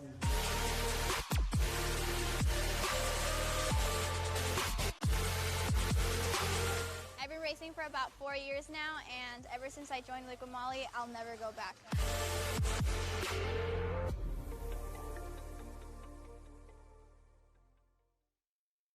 LIQUI-MOLY has been #1 in Germany for the past 10 years in motor oils and additives. We're super excited to bring the marine range now in North America. All that experience in the performance and the racing industry translated into the marine world couldn't be a better combination. Are you scared of using a warranty? Well, you shouldn't. LIQUI-MOLY marine product has all the approvals from the National Marine Manufacturers Association, FCW, TCW3, and also API specs. Please refer to your owner's manual for ride viscosity. Use the best to maintain your passion.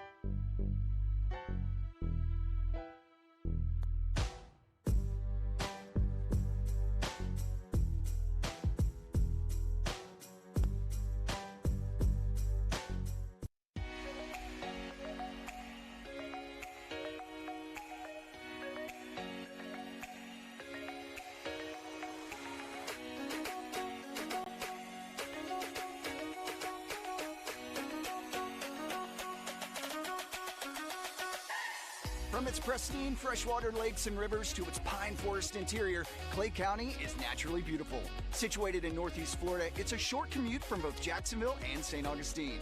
Clay County offers something for everyone and is a haven for those who love nature and the great outdoors.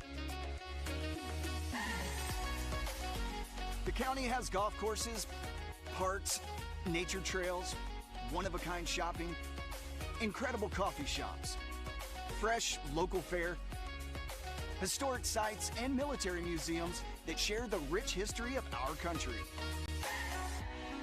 For those who live life passionately and with conviction, Clay County is a fabric of communities, waterways, natural wonders, and caring people whose history and future are centered at the values of faith, hard work, service to country, and nature. Whether it's living, working, or playing, passions run deep here.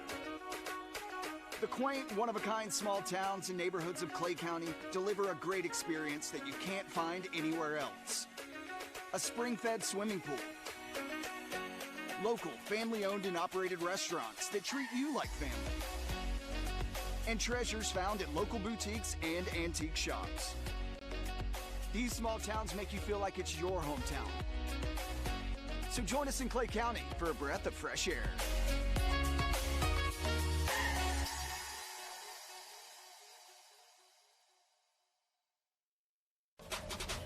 You don't want to miss the best pro watercross racers in the world. This is the LIQUI-MOLY Pro Watercross National Tour, presented by JETTRIM.